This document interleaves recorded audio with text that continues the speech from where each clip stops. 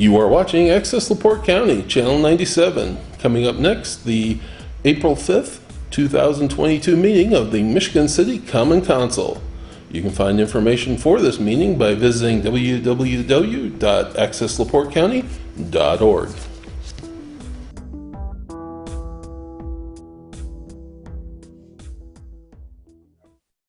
Good evening, everyone, and good evening, public. I want to welcome everyone to the Tuesday, April the 5th, Michigan City Council meeting. Councilwoman Deitch and Councilwoman Tracy Tillman are both going to be absent and are excused from the meeting. I would like everyone to silence all electronic devices and stand for the Pledge of Allegiance in a silent moment of prayer.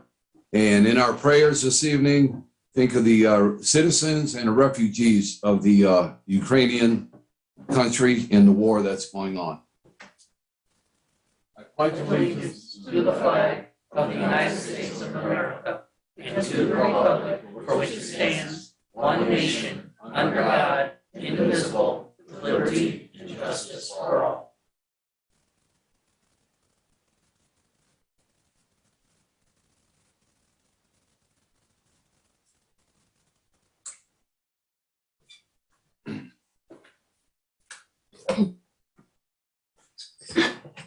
Ms. Nyla, on the roll call, please.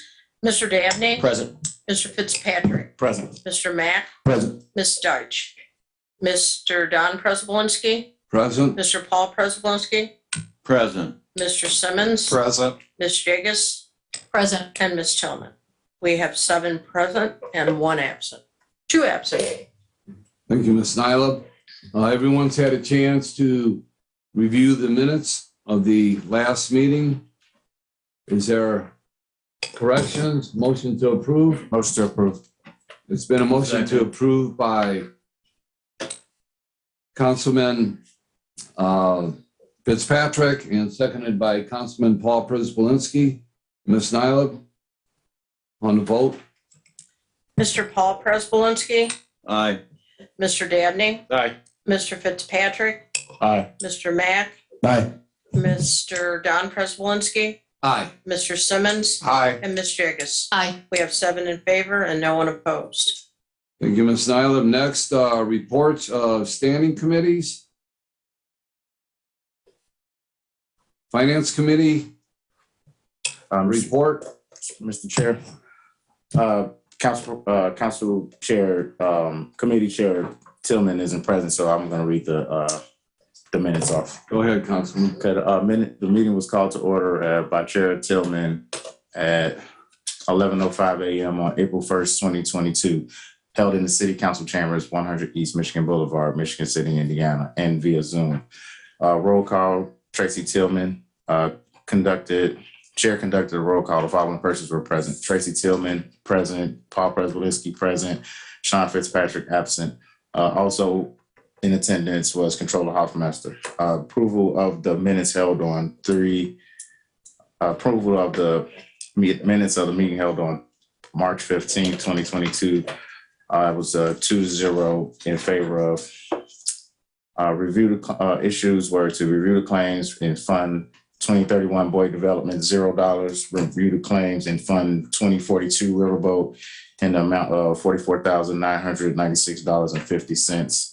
Riverboat EFT in the amount of $300,000, and Riverboat purchase order docket $902,999.98. Motion to approve claims in Fund 2042 Riverboat $44,996.50 made by Councilman Paul Prespolinski and seconded by Councilwoman Tillman. The motion carried. Motion to approve Riverboat EFT in the amount of $300,000 made by Councilman Prespolinski and seconded by Councilwoman Tillman, and that motion also carried. The minutes, Councilman Prespolinski asked the question, why do the funds have to be out of the Riverboat Fund? Controller Hoffmeister replied, this is where the council approved the funds to come from. Councilman Prespolinski thinks there needs to be more concern about taking money out of the Riverboat Fund and believes that the Boyd Development Funds was not established for this, for that matter.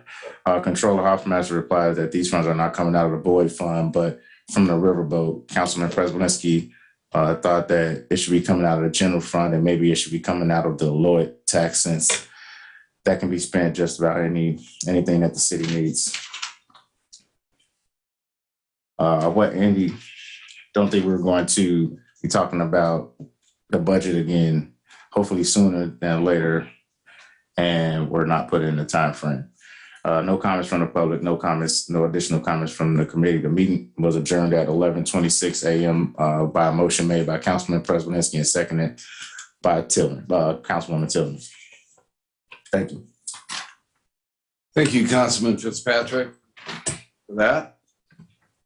The next item on the agenda is the claims docket.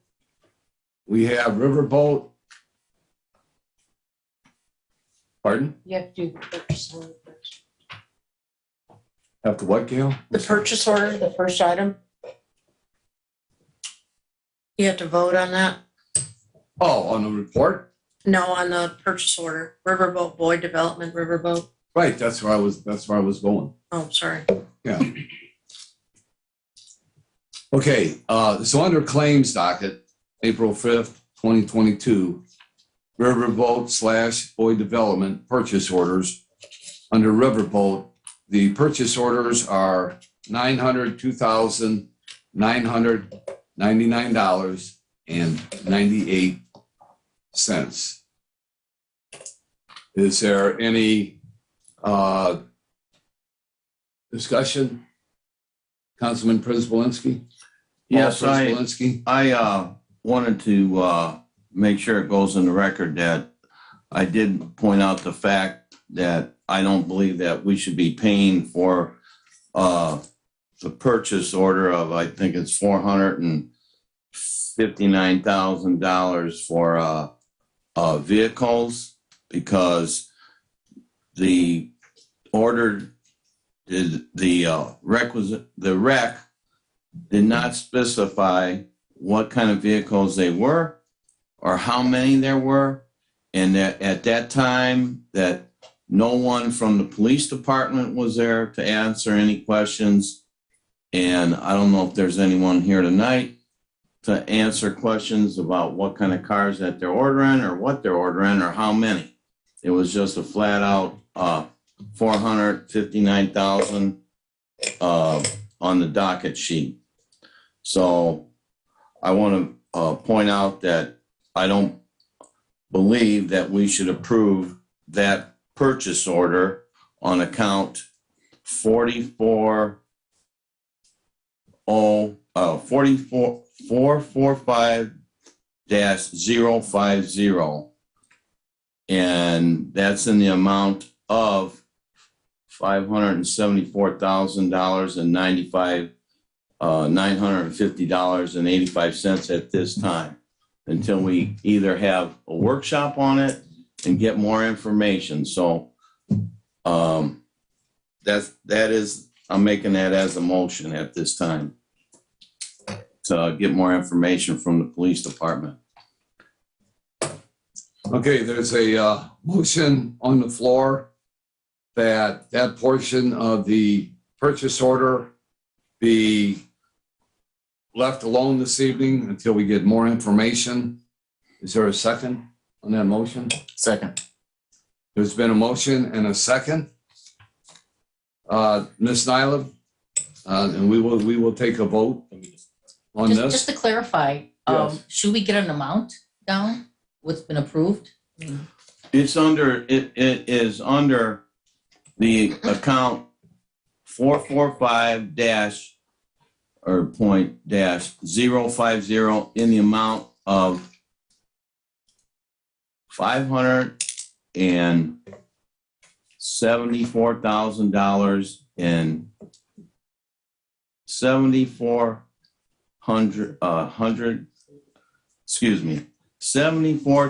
$574,950.85. That's on the docket sheet that was presented to us. If you want to see a copy of it, I just saw his. I just want to know what the final amount is and what are we approving? It's different. Right. correct? Well, I'm not subjecting it to not voting on it. I just want to get more input to find out what they're ordering and if we really need a lot of this equipment that they're talking about. Because I thought, to clarify it, that we had bought scuba equipment for them last year. They got that down here on the docket sheet again. They also have a bunch of stuff for SWAT, and I thought that those guys all would have that. To clarify what we're talking about. Just comment, just to make sure I'm clear on what the current motion is on the floor, is it to remove $574,950.85 from the purchase order? Is that the current motion? Yes, That's my understanding. yes. So that means there wouldn't be a vote to approve that number. And I was a little confused. Yeah, there would not be a vote to approve the $574,950.85. Understood. That would be excluded from what we're gonna be doing here this evening. And, Councilman Fitzpatrick, if you would take my spot so I can make a comment on this. Can I make a comment?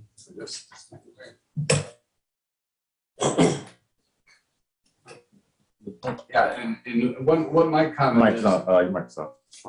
What my comment is on this particular item is that the city council, through resolution, just passed our go-ahead with the the light tax, which it will be coming up to the county council here at the end of the month, I believe.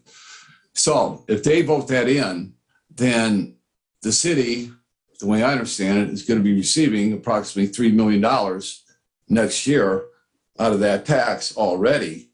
And, can we wait and take that money out of that tax, the $500,000, and just take it out of that $3 million instead of taking this out of the riverboat? We're only going to be waiting, 8-9 months for that money. So that's just, I just want to throw that out there for the council to think about. That's all. I'm not saying I'm not going to approve this. I'm just saying I want more detail on it. And that's another way that we could take a look at this is when we get the money from the light tax, if that is approved, then we could wait and purchase these things next year. But if somebody was here to explain what all this was about, and if somebody was there at the finance committee meeting to explain what a $500,000 purchase was, then maybe we wouldn't be sitting here talking and having this explanation right now. Thank you.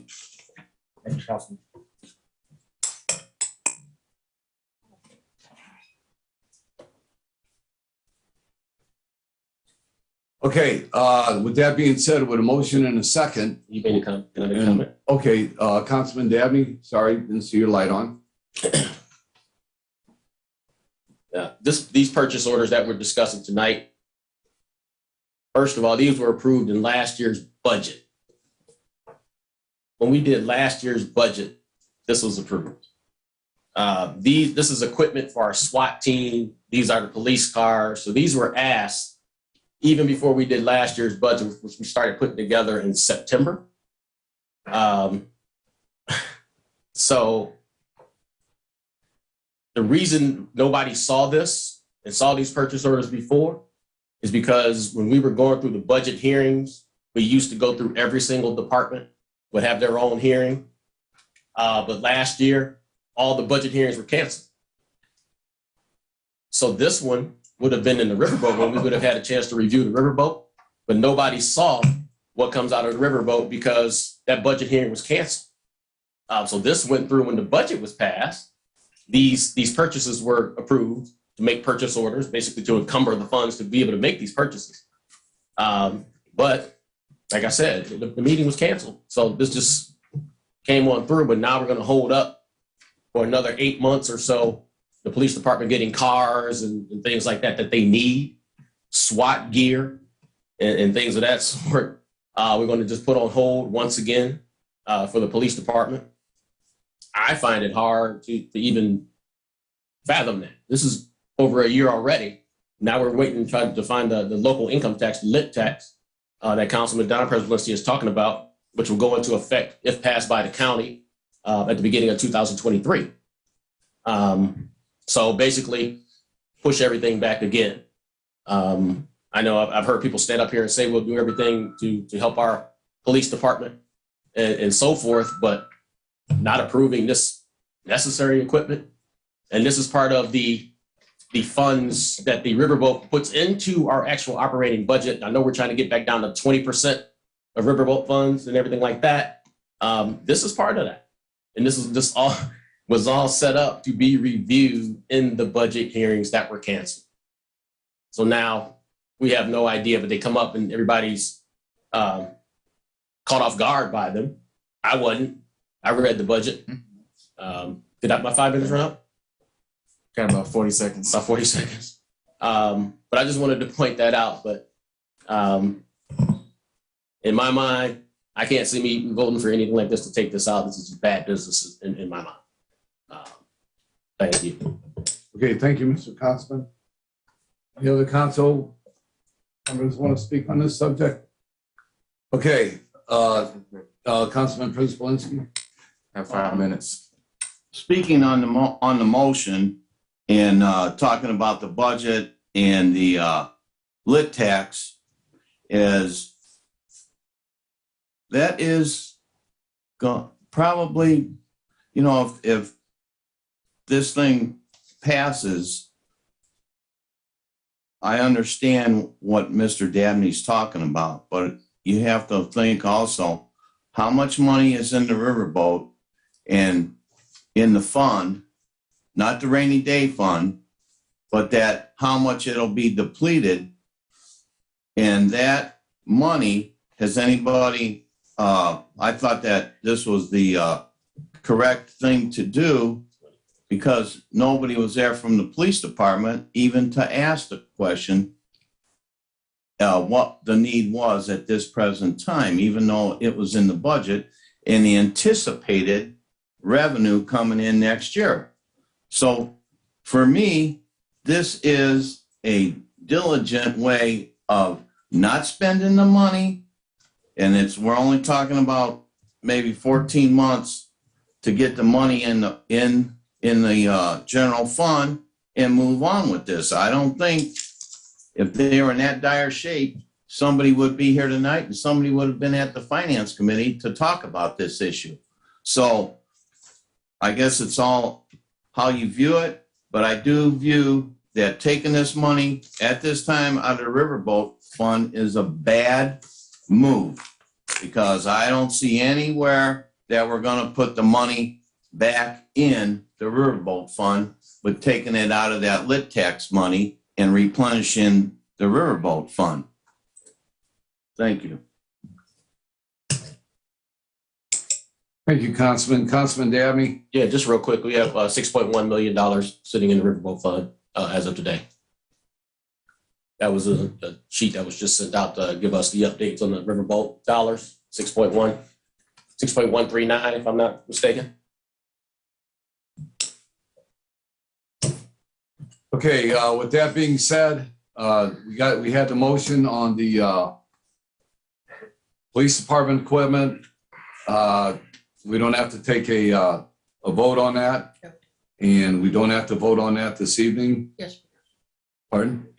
We do have to vote on that? There's a balance for it. Oh, okay, okay. All right. And also in this group of purchases here, there is equipment that is also for the park department. I know Mr. Shin is here this evening, and I'll let him speak on it. To the microphone, Mr. Shin. Name, title, and address. Hello, I'm Ed Shin. Good evening, council. Good evening, ladies and gentlemen. I'm here tonight to discuss the equipment, the purchase order thereof for the golf course. And that would be, I take it, a sprayer. And the sprayer that we currently have, I can tell you that is necessary to purchase a new sprayer in order to keep the golf course operating at its full potential. The sprayer we have now, like I said, is on its last leg. The sprayer is probably the most important piece of equipment at the golf course. And if you need any other information about that, just let me know. Thank you. Okay, and Mr. Shin, would you also like to talk about the $175,000 for the senior center? Sure. Go ahead. The senior center, as you know, is one of the park department's facilities here in Michigan City. And as you also know, that if a building sits, it will deteriorate. And there are certain things within the senior center that we have to pay attention to so this does not happen. Years ago, it was proposed that a new floor would be installed at the senior center. And there was a price given to our senior center director, Mrs. Tara Miller. That price was $117,414,000. That price has probably gone up since then, a certain percentage because of inflation and the cost of materials and the cost of labor. Now, I can provide to you the necessity of this project. Ms. Miller can provide the history and the future plans of this project. And if there are any questions regarding the controlling department, Ms. Yvonne Hoffmaster can provide information from that perspective. I would like to show you on the screen the condition of the floor at the senior center and why this project was proposed for the elderly people at the senior center. I think this is a picture here that shows you how in need of a new floor we are here at the senior center. You can move on to the next one. So like I said, this project was proposed years ago. Ms. Miller can come up here and give you a history about the reasons why we have future plans for this and why it might have been tabled. Thank you. Tara Miller, Director, Michigan City Senior Center. The quote that he's talking about for 117,000-ish was done in 2015. So it was quite a long time ago, 7 years ago, that we had this done. It was literally just the cost of the floor replacement, the tear out of the old floor and the replacement with new. It does not include things like all of the furniture from this has to be moved out of here. It's a poured floor. Which means we have to store it somewhere. We're going to have to pay for storage for these things. We're likely looking at 4 to 6 weeks of shutdown in order to do this. So we aren't sure exactly where the numbers are going to be this time. Again, this quote was done in 2015, and it literally only includes replacement of the floor. Mr. Chair. Councilman Fitzpatrick? So thank you for coming out with to address this. So with the flooring, are you looking to replace the tile or repair the floor and then put a new floor covering? So as of right now, as far as we know, the foundation of the floor is okay, but we don't have any tiles remaining, and they're chipped, cracked, coming up. There's splits in the floor. So all the tiles will have to be tore off. And then the floor that I've looked at is a poured floor. It's a recycled material. Mr. Shin has a sample of it. It has give to it because we have seniors that fall at the senior center. Probably once every couple of months, somebody falls. We've had people who have broken their hips or their pelvis because they hit basically a concrete floor, which is what is under the tile. So the poured floor offers a little bit of give.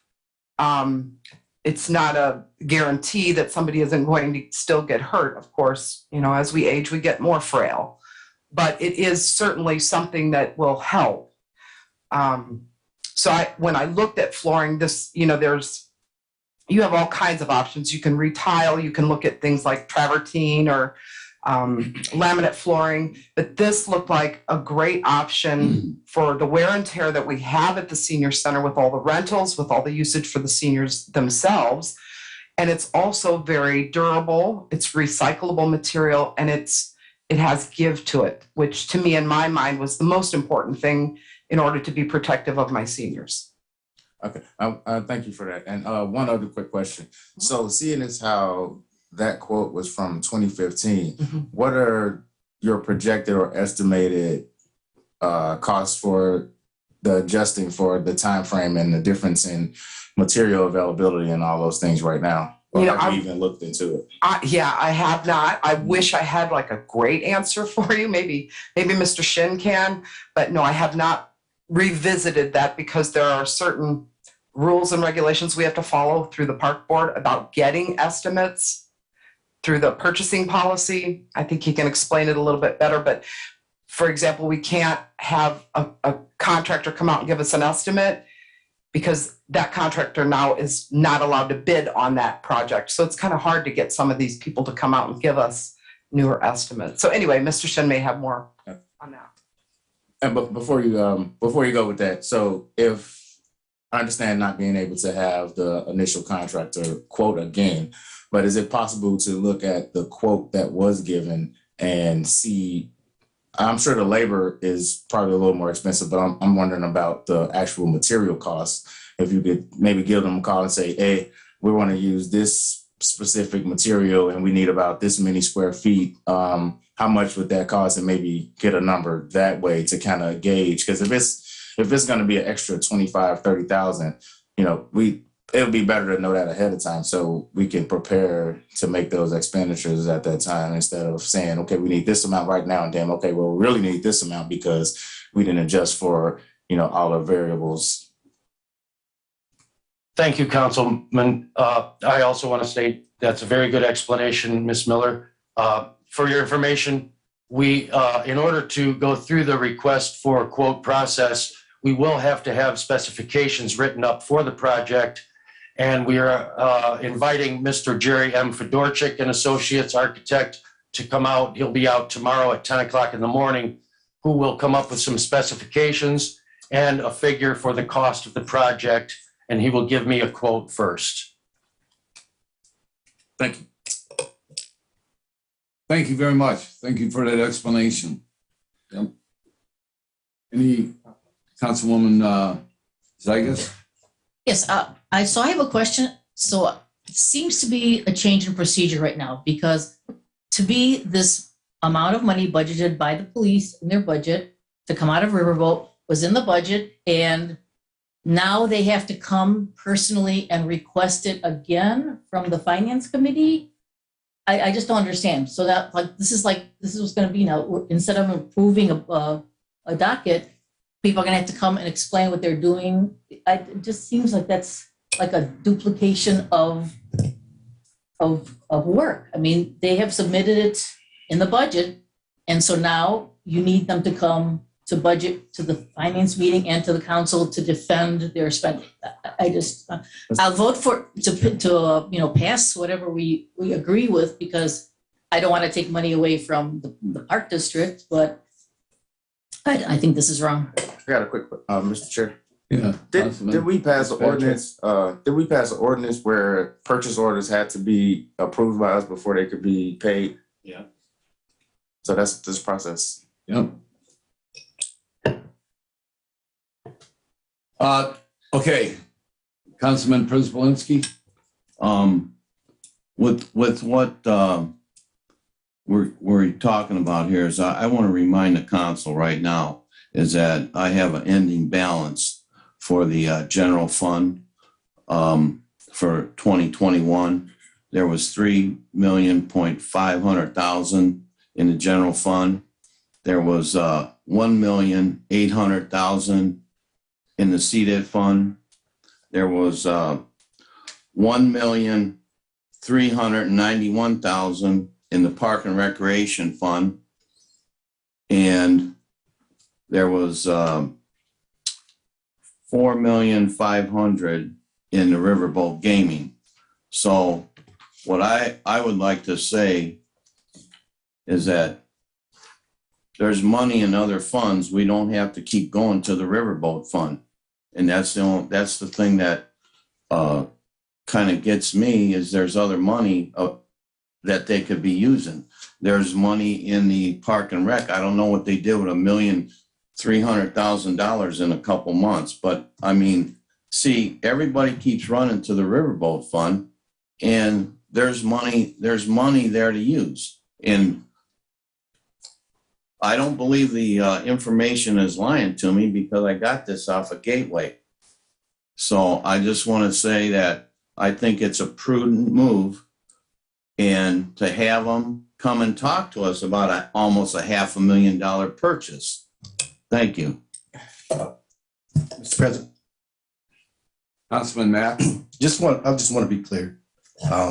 We're voting on holding off a purchase that we approved already in hopes that the lit tax will be passed and in hopes that we will be able to fund an already approved item by the council. No. With this new mechanism of funding. Is that what? No. So how does the lit tax come into this logic? Councilman Fitzpatrick? So the reference to the lit tax was just something that Councilman Preselinski alluded to, saying that these are possibilities. The fund that we're talking about right now, it's not that we're not paying it or not supplying it. It's that we would want more information about it, the specifics about the vehicle purchases. If I'm not mistaken, Controller Hoffmeister, if you could correct me, but what we've already approved in the budget doesn't go away if we decide not to pay or not to allow something to go through right now. And if we get the explanation we need, I mean, it could be in an email, then we're ready to approve it at the next date. Is that correct or no? Correct. Okay, thank you.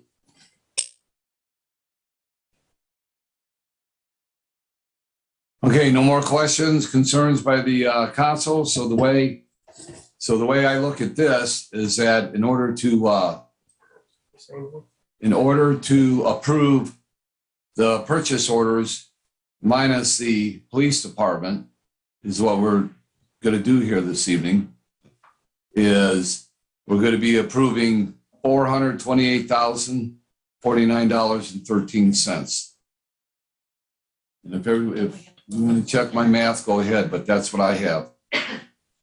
$428,049.13. Until we get an explanation on the police department. It's 328. It's $328,049.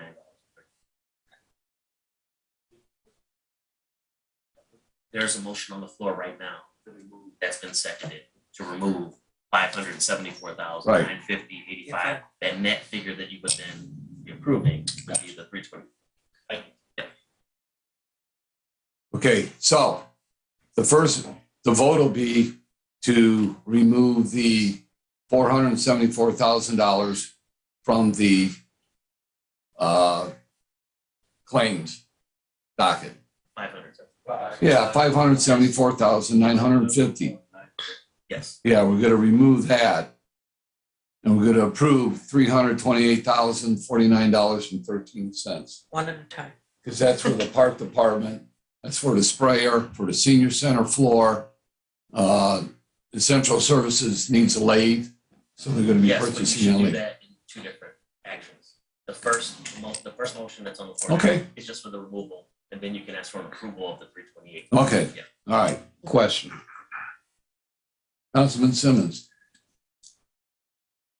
Do the police department have to wait for this? If so, how long? What's the time frame? I mean, because I'm of the opinion that it has already been approved. And Paul, you were referring to the Riverboat Fund. Yvonne put out an email that there was $6 million in it. Am I correct? Did I read that wrong? No, that's right.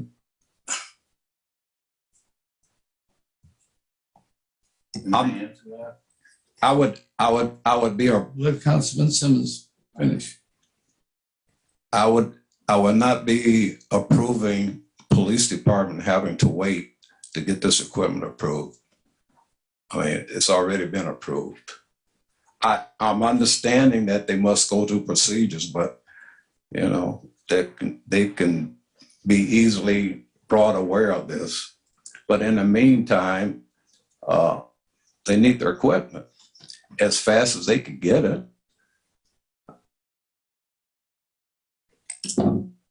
Councilman Prince-Polinsky? I know that we have a rule that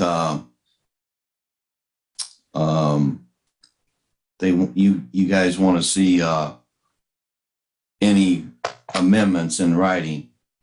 So at this time, I'm going to make a motion to remove. I'm going to ask to remove my motion if I can get somebody to remove their second. So moved. And now I'm going to ask for a recess. Okay, 5-minute recess. 5-minute recess. Meeting's called back to order. Councilman Prince-Polinsky? Yes, President Pryzbylewski, I would like at this time to make an amendment to the docket stating that to the April 5th proposed purchase order, that if the lit tax is approved, that the monies for the purchase of the MCPD department vehicles will be reimbursed to the Riverboat Fund. And I'm making that as a motion. There's a motion. Is there a second? There's a motion by Councilman Paul Prince-Polinsky and a seconded by Councilman Fitzpatrick. Any discussion by council members?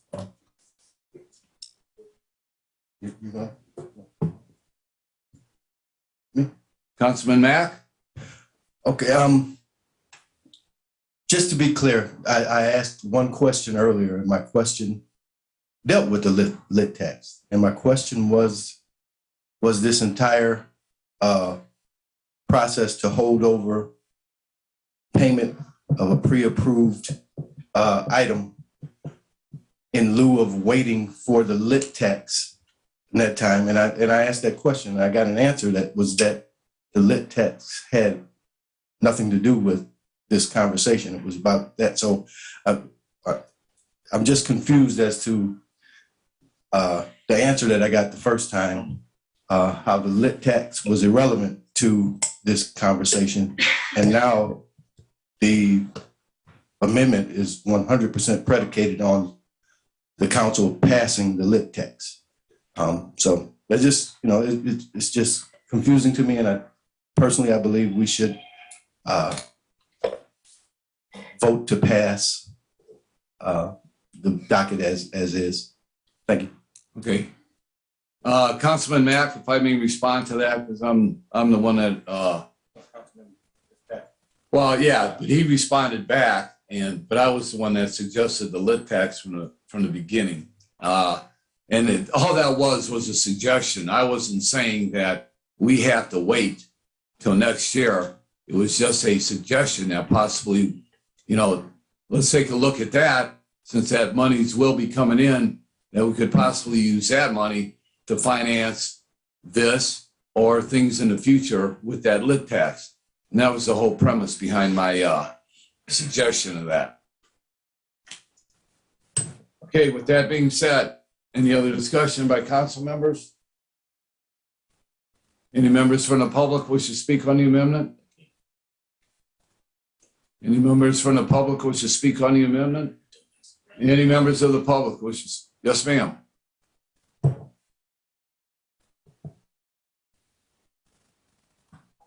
Yeah, you can either go to that. Yeah, you can go there, or you can come down here. Yeah, and just state your name and address for the record, please.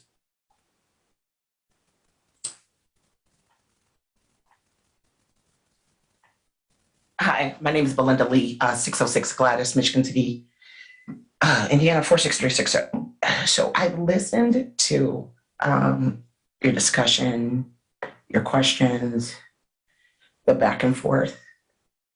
So my understanding from just listening was that the budget was already preset for the police department's vehicles. Then you went into committee and you discussed it in committee, and you had questions then that didn't get answered, is my understanding? Right. Okay. So to me, it seems like some of the questions you have about itemization could have been received from your comptroller, who clearly had an itemized listing before it was presented for approval.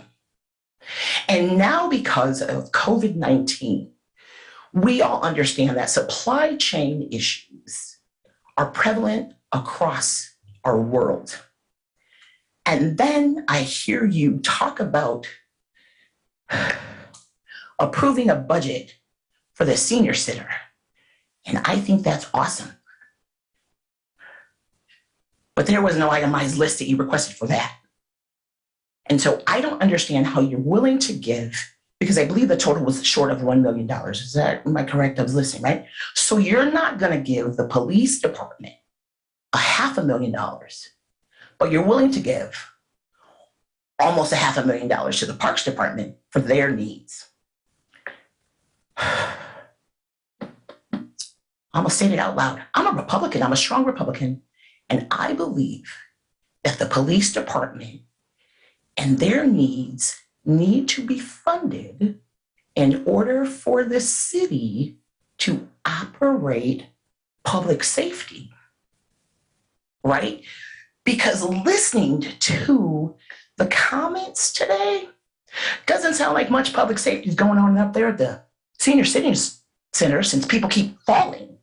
And then you presented a floor, no disrespect, I've come from contracting, I've worked in asset management. The floor sounds like it's a mess. And it sounds like who you're talking to get another floor for them is strange, because it needs to be non-stick, non-slip, and it needs to be something different. But it already sounded like your Parks Department person already has someone set out to come in tomorrow and talk about that, but that's another thing altogether. But I want to get back to the police department. So you're telling me that you don't want to, so after we sat here for 30 minutes to talk about the amendments and moving it and voting and seconding, then you got a first and a second to remove your motion from the floor. If the money's already approved, can the police department just get what they need in order for this city to be safe? Because they do need the equipment, and because of supply chain, if you're talking about waiting another 8 to 14 months, it just gets longer and longer and longer and longer. That's all I gotta say about it. Thank you, man. Thank you, man. Yeah, go ahead, Councilman. I'll try to make this condensed, is that I was not making a motion not to fund, not to purchase. I made the motion that we could approve this at the next meeting so that it would be on the docket for that meeting, so I could get more information from the police department to know what kind of cars that they were purchasing, and if they were purchasing or leasing cars. And no one was there to answer the questions, just like tonight, no one's here. So, but with this amendment that is here, my concern is this also, is that this money, if this lit tax does pass, that this money will need to be put back in the Riverboat Fund so we can do different things with the Riverboat Fund in the neighborhoods, namely infrastructure projects, improving the parks that are in the neighborhoods, things of that nature. There's no intent on not funding the police department, ma'am. It may sound like that, but that is not the intent. The intent is to get more information from the police department. And I think on the police department's part, it's kind of arrogant not to show up when you got almost a $500,000 purchase sitting there to discuss it, or even tonight at the meeting, ma'am. And that's my opinion. All right. Thank you. And thank you for sharing. So once again, so I am, so this town, I'm new to this town. Yeah, I'm relatively new, right? And you can get to every place in this town in less than 15 minutes. So the 30 minutes that you spend talking about, you could have called somebody and said, hey, you know what? I got a couple of questions. Come on down here. That's all I'm saying. And so this to me, it just seemed like a waste of time. Sir, public opinion, public comment. It just seemed like a waste of time. That's all. Thank you, Mia. Point of order, Mr. President, if I may. Being on the council 4 years with you, the procedure was always that comments are not responded to. Public comment is not a back and forth between a member of the council and a member of the public and vice versa.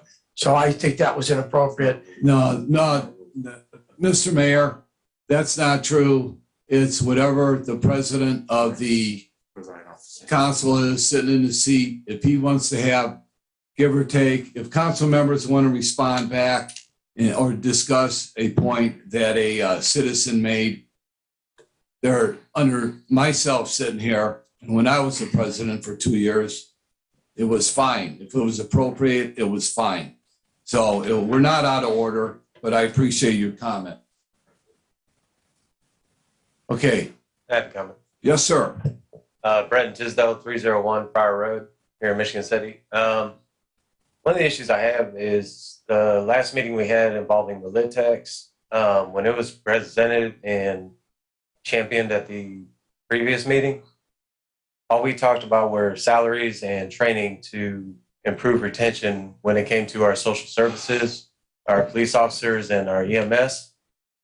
And at no time did I ever hear anything about equipment. So if we're already looking to scalp from that fund, then it should have been presented that way at the beginning. Because if you put it out there that we are raising our taxes to improve the salaries and improve the retention of our social services, then that's the way it should stay. And if it needs to be amended in the future, then so be it. But to already look to scout money from that fund, you're already going back on what you said it was initially for. So I think it should, just be presented to the public that, hey, this isn't just for salaries and training to keep our police officers, it's for equipment as well. Thank you. Thank you. Thank you for your comment. Anyone else from the public wish to speak on this amendment?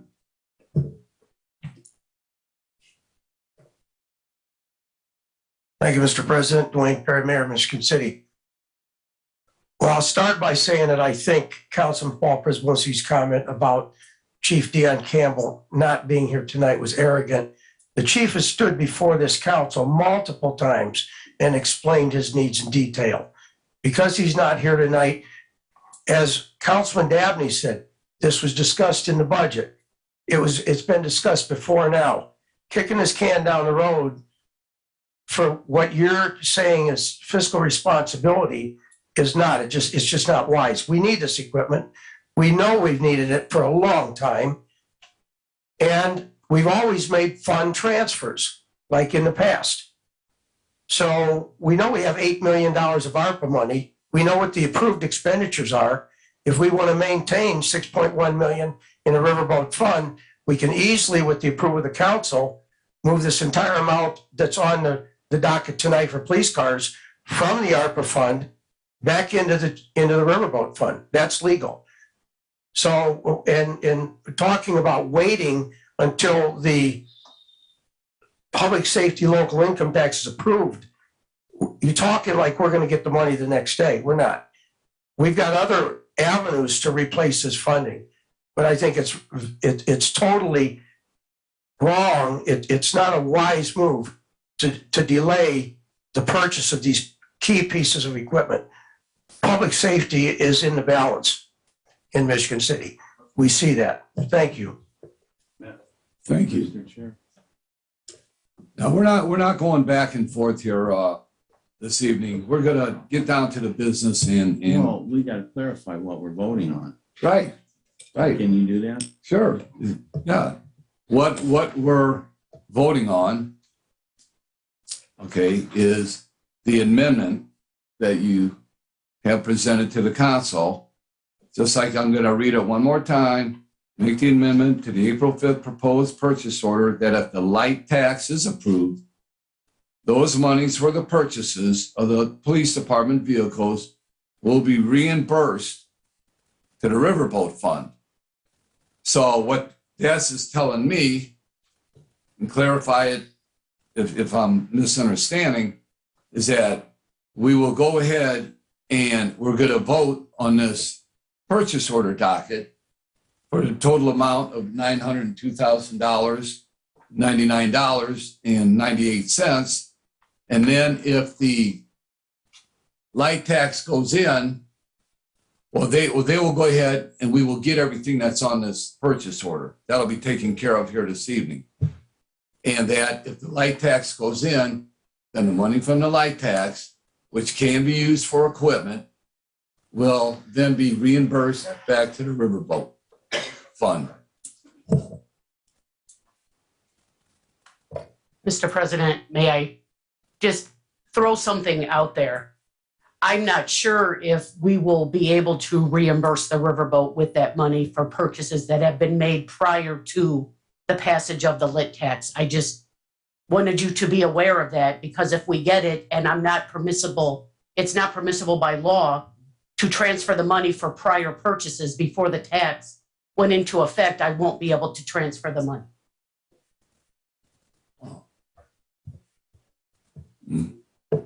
Okay, thank you. I have a question for. Councilman Prince-Belinsky has a question for City Controller Hoffmaster. My question is that under your rendering of opinion, that have you seen any of the state code governing this tax? Is that what it says? No, I do not know that for a fact, Okay. but we're making purchases prior to the passage of the tax. It has Well, then not I been guess passed yet. I just wanted you to be aware, that's all. Well, then I guess we'll appeal it to the DG. Thank you, Ms. Hoffmaster. All right, there's been a motion and a second. Any more discussion by the City Council? Having none, Ms. Nyla, we're going to vote on the amendment.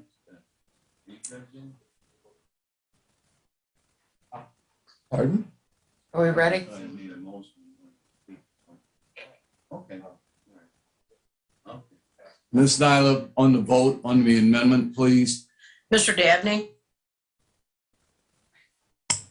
Nay. Mr. Fitzpatrick? Aye. Mr. Matt? Nay. Mr. Don Prespolinski? Aye. Mr. Simmons? Aye. Ms. Jigus? Nay. Mr. Paul Prespolinski? Aye. Aye. We have 4 in favor and 3 opposed. So the amendment passes and the docket passes as presented to the City Council. Correct? So we don't have to vote on the docket. Okay. Everyone's had a chance to review the docket, Motion to approve. and I need a Second. motion to approve. Motion to approve by Councilman Fitzpatrick and seconded by Councilman Paul Pryzbylewski. Ms. Nyla, on the vote? Mr. Fitzpatrick? Aye. Mr. Mack? Aye. Mr. Don Prespolinski? Aye. Mr. Simmons? Aye. Ms. Jigus? Aye. Mr. Paul Prespolinski? Aye. And Mr. Dabney? Aye. We have 7 in favor and no one opposed. Thank you, Ms. Nyla. And then the next one down where it says, the April 5th, 2022, it's got Fund 2042 Riverboat Claims, EFT. That's for electronic transfers, correct? Right. Yeah. Okay. So do we have to vote on that? I don't remember that. No, that was part of the docket, wasn't it? No. No, No? We have to, this no. is a We have to vote on that. Second. Okay. Is there a motion to approve the April 5th, 2022 total claims for $344,996.50 for the riverboat claims of $44,996.50 and electronic transfers of $300,000, from the riverboat, for a total of $344,996.50. Is there a motion? So moved. Second. Who made the original motion? Fritz. Councilman Fitzpatrick made the Seconded. motion and Councilman Dabney seconded. No, I did. Okay. All right, Ms. Nyla on the vote.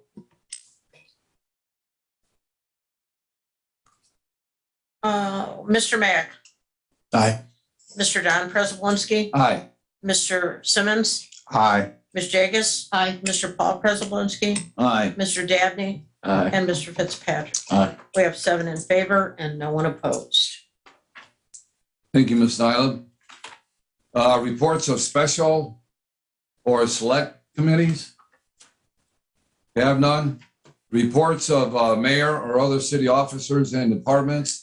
And this evening, we have Nancy Mullenhour, who is the chairperson of the Sustainability Commission. She is going to give us a presentation along with Andy Jans Davis, who is the vice chair, and they are going to be addressing the council regarding current projects in honor of Earth Month. Ladies? Thank you very much, Mr. President. And thank you, City Council persons, for allowing us to be here this evening. We promise to be brief and quick. Michigan City Sustainability Commission, Andy and I are going to talk about successes and contributions this evening. And we're getting our clicker here. Thank you very much, Caleb. This is beautiful Michigan City. I'm not going to need to explain this to anybody in the room. I'm going to give a very brief overview of the Michigan City Sustainability Commission. In 2019, the Michigan City government, with buy-ins from its city council and mayor, established the Michigan City Sustainability Commission. Within 3 years, the commission has been able to, 1, complete a greenhouse gas emissions inventory on the city's and communities' energy usage. 2, support home and small business solar panel installations. 3, promote sustainability engagement with residents. 4, partner with local nonprofits to train individuals in solar installation. And 5, obtain Soul Smart Silver designation. Every project we engage in focuses on reducing our carbon footprint. This is ugly Michigan City, no comment needed, is soon going to be gone. 3 successes for our community the commission has had. We obtained 2 free electric vehicle chargers from Indiana Volkswagen Environmental Mitigation Trust via Drive Clean Indiana. They were formerly known as South Shore Clean Cities. This equipment is valued around $18,000. We achieved Soul Smart Silver designation from the United States Department of Energy with assistance of Indiana University Resilience Cohort and Michigan City Planning and Inspection Department, plus the support of our mayor. We're securing free research, consultation, and planning with the assistance of the National Renewable Energy Laboratory and Michigan City Parks and Recreation Department to explore and consider installation of solar-powered electric vehicle chargers and workstations at Washington Park and Beach. We've just started this process, and I want to acknowledge Ed Shin. He's been involved in conversations with the National Renewable Energy Laboratory. And we're hoping to come out of this with a plan that we'll be able to present when federal monies are freed up for new solar projects. These people here are some of our original sustainability commissioners. I want to point out Delia Zigas, who is our first chair, and she's now a city councilwoman. Daisy Lee, Larry Zimmer, who now serves on, I believe it's on one of the planning commissions, myself and Andy, you'll recognize us. And then AJ is the person on the left. He was the extern from Indiana University that actually conducted and put together our final report on greenhouse gas emissions. Okay. Andy. All right, you're gonna do the clicky for me? Sure. Our national, state, and local partners, we've partnered with Indiana University Resilience Cohort. Can you hear me okay? Michigan City Parks and Recreation and Planning Inspection Departments, Drive Clean Indiana, that was the former South Shore Clean Cities, Solar United Neighbors Indiana, Carbon Neutral Indiana, Soul Power, NAACP of LaPorte County, Work One, Ivy Tech, International Brotherhood of Electrical Workers, and the U.S. Department of Energy and National Renewable Energy Laboratory. I just want to connect the dot for Soul Power. That was the group that actually trained 8 individuals in solar panel installation, and they got all the OSHA and the other certification requirements. Thank you. Here's another picture of some of the commissioners. You still see Daisy Lee, Latanya Troutman, Laura Henderson. She's on a couple boards, me, Nancy, and then we have 3 student commissioners at the high schools and middle schools. We've got Tristan Bogert, Angie Reynolds, and Bailey Chavez.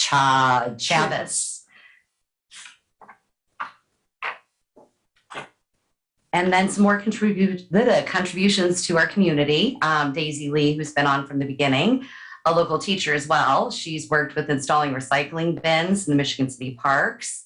Also worked with the park department, obviously. Sustainability Commissioner and Angie Reynolds and Bailey Chavez.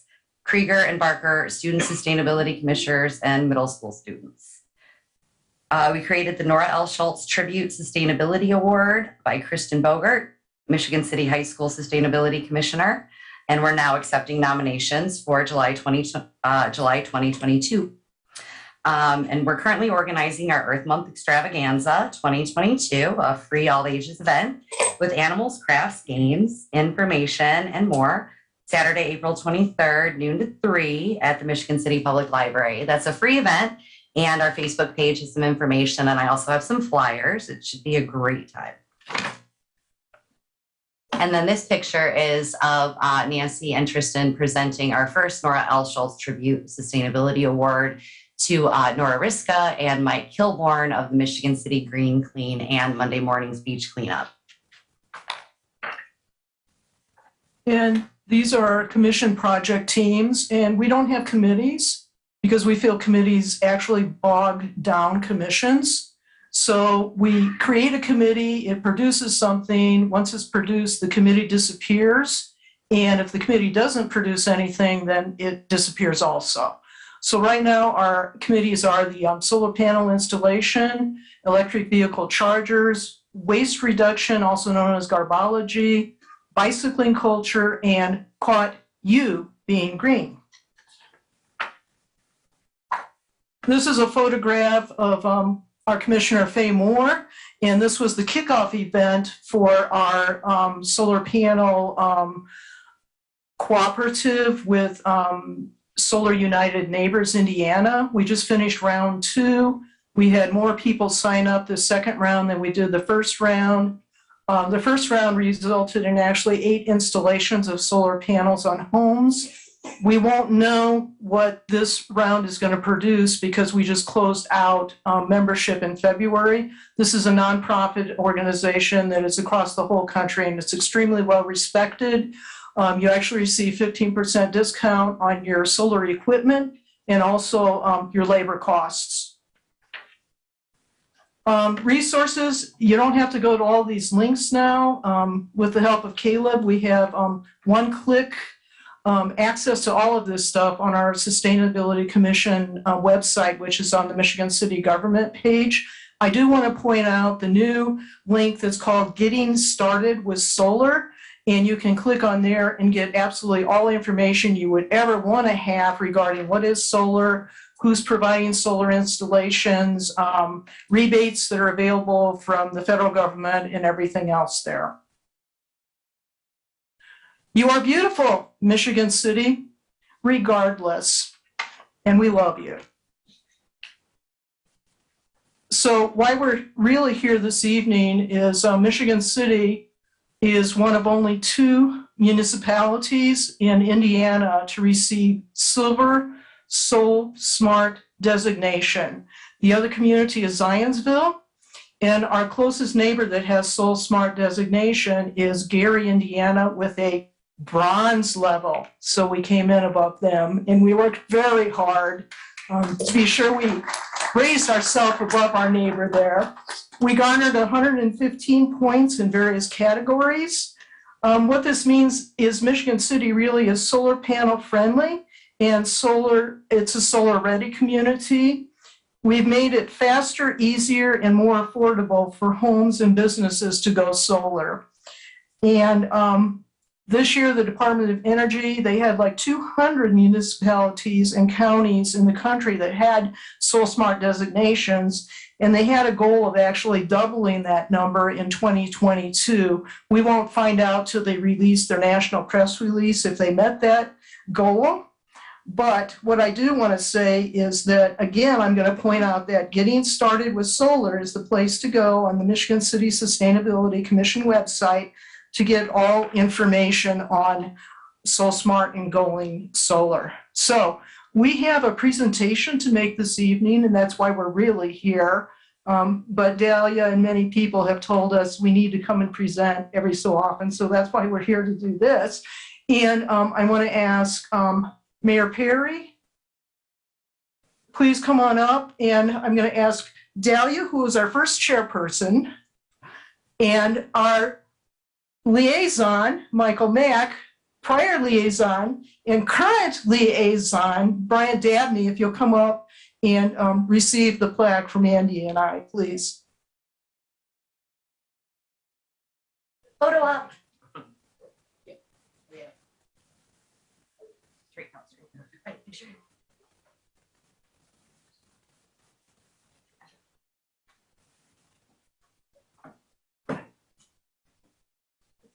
Well, I hope, right? Yeah.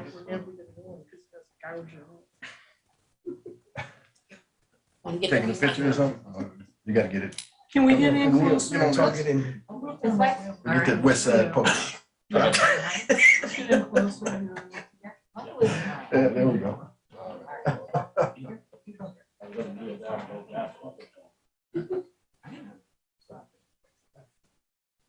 I told him he would learn my looks. I turned around, give him a look, and he asked me what. Again with the glasses on. Very nice. Congratulations. Thank you.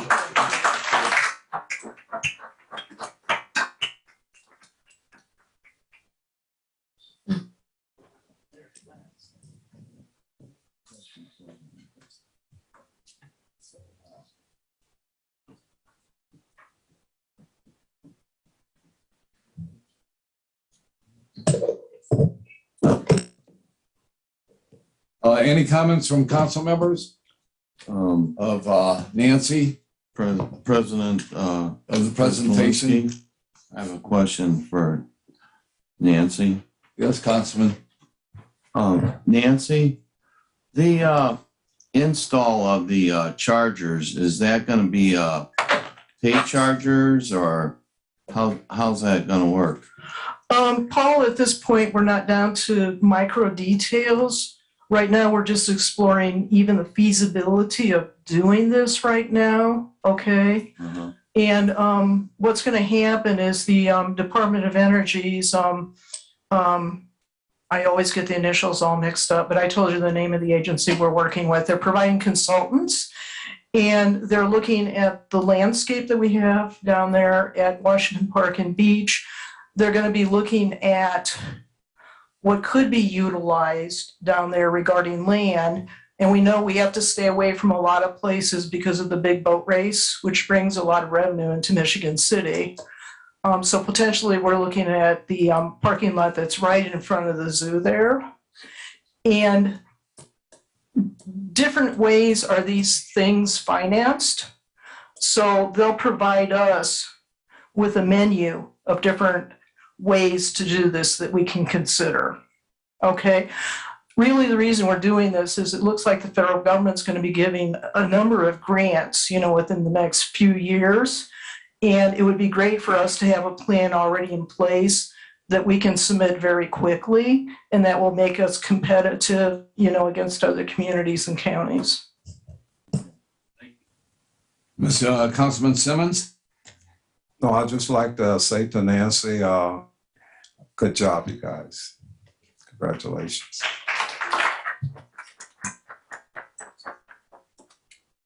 Yeah, Nancy, also from myself, for you and Andy, and your whole committee, because I know you guys work as a great team.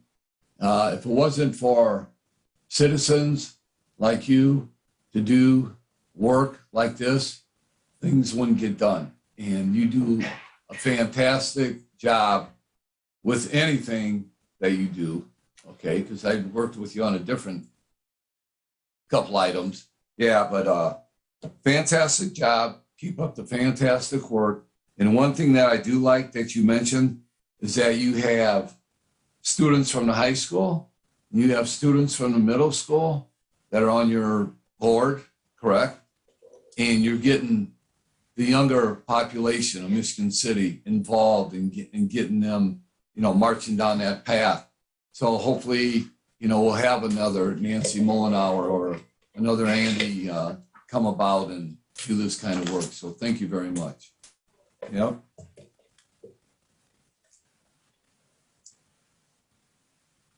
Ms. Nyland, are there any petitions before us this evening? There are no petitions this evening. Communications? An invoice was received in the clerk's office from Mayor Perry with a description of the work completed regarding the additional projects cost for Reith and Riley Construction Company. Yeah, and I believe that was for the entranceway to the FOP on Highway 20.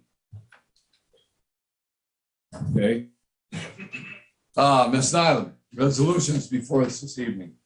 A resolution by title only approving and authorizing the 2022 through 2024 union contract between the Michigan City Fraternal Order of Police Dunes Lodge number 75 and the City of Michigan City, Indiana.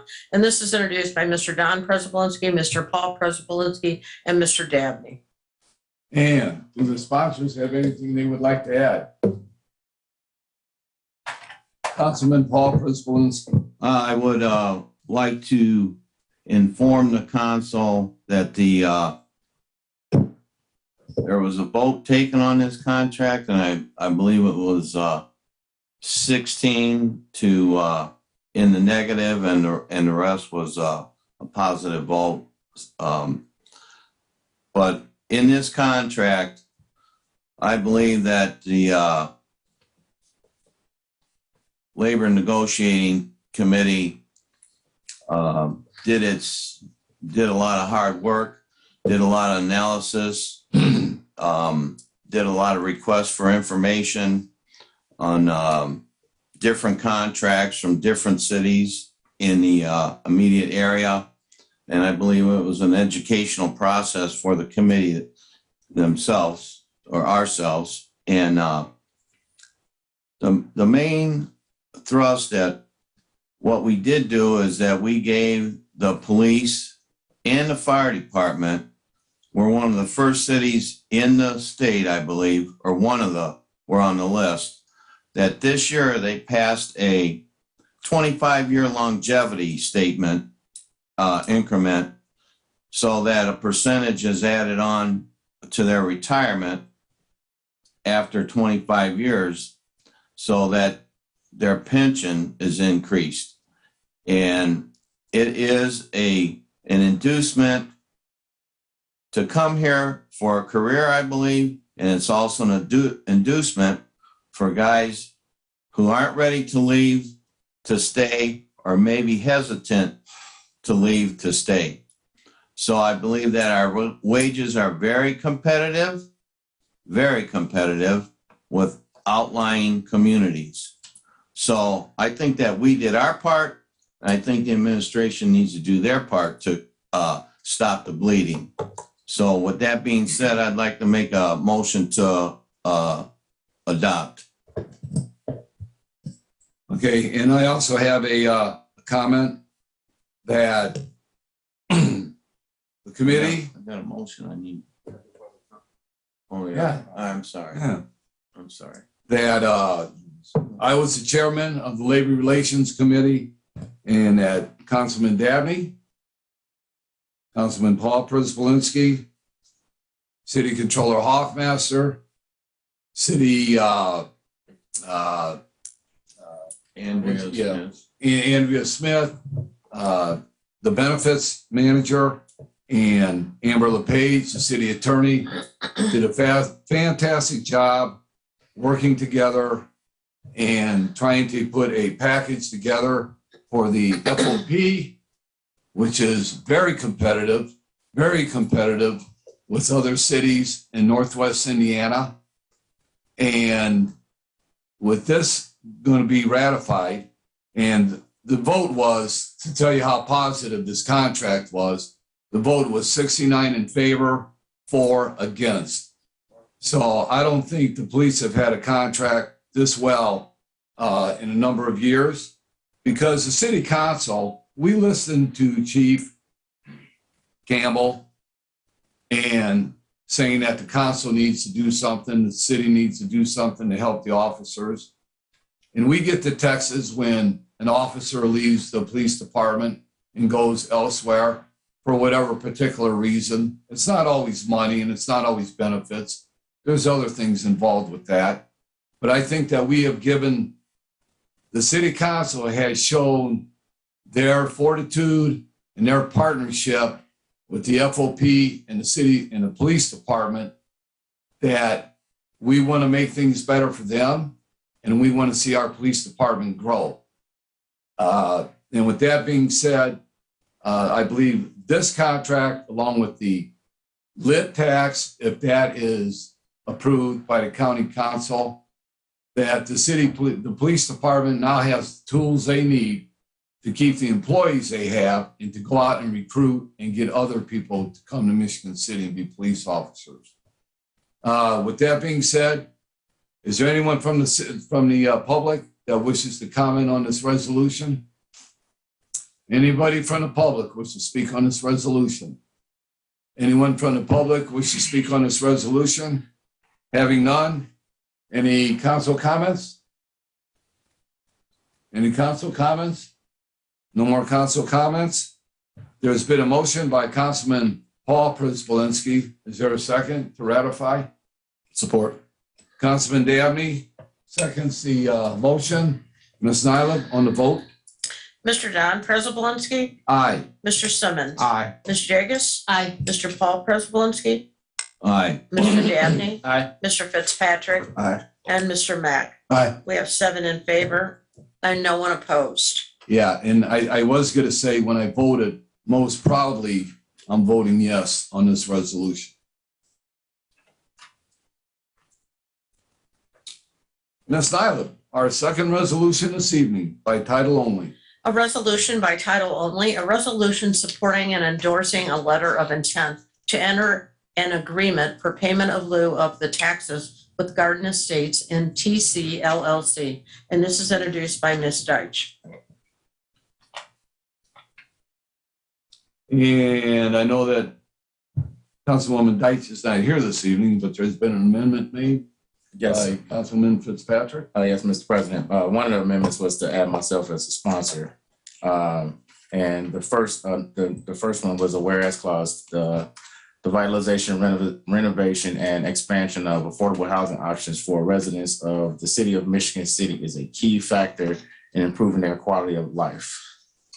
For that one, and whereas the pilot agreement will further require the proposed owner of the property to implement enhanced security measures, including but not limited to conducting background checks on residents to the extent permitted by law and installing security cameras on site in order to deter crime in the area. Motion to approve. Second.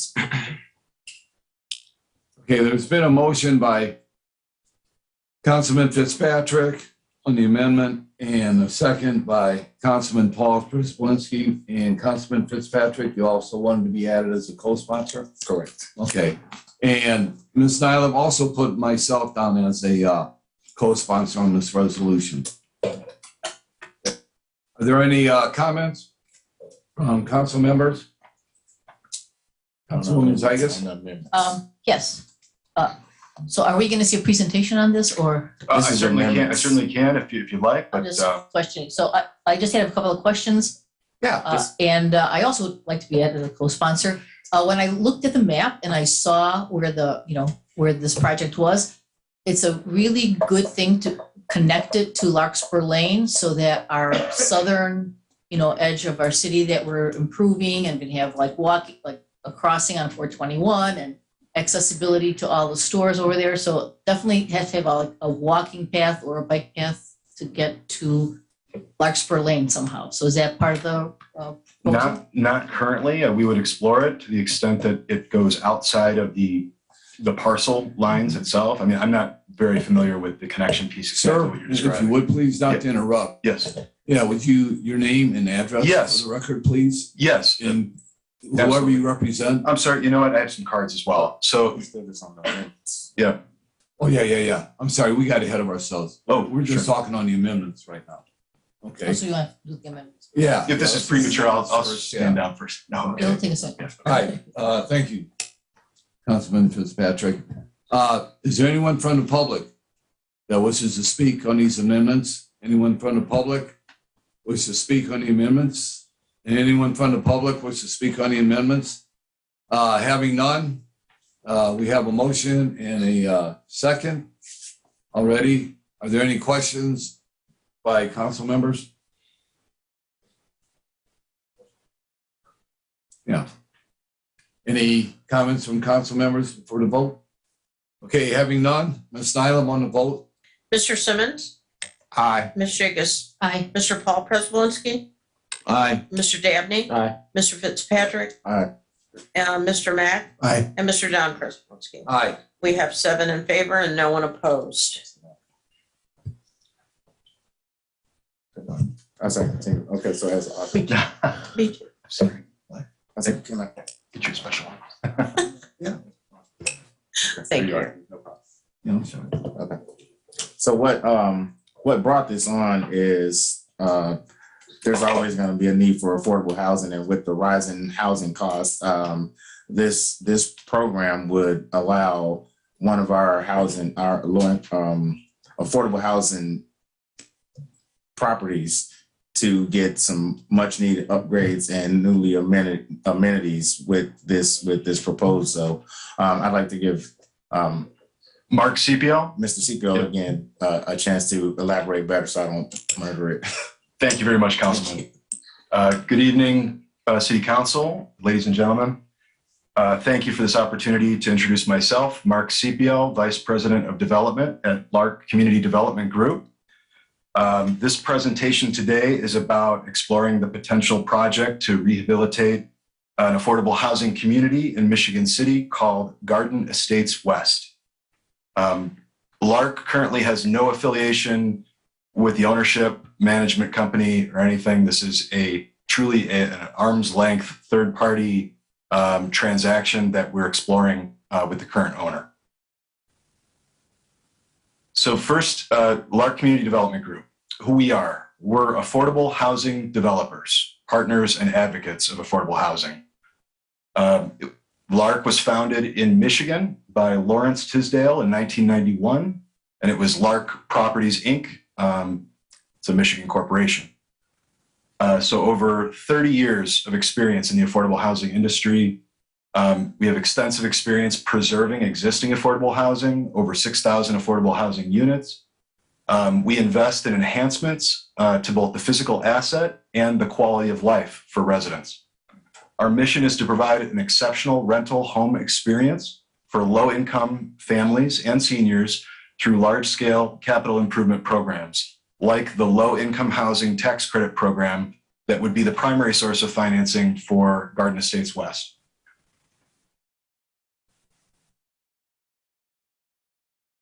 So Garden Estates West is located at 909 Pine Tree Court, Michigan City.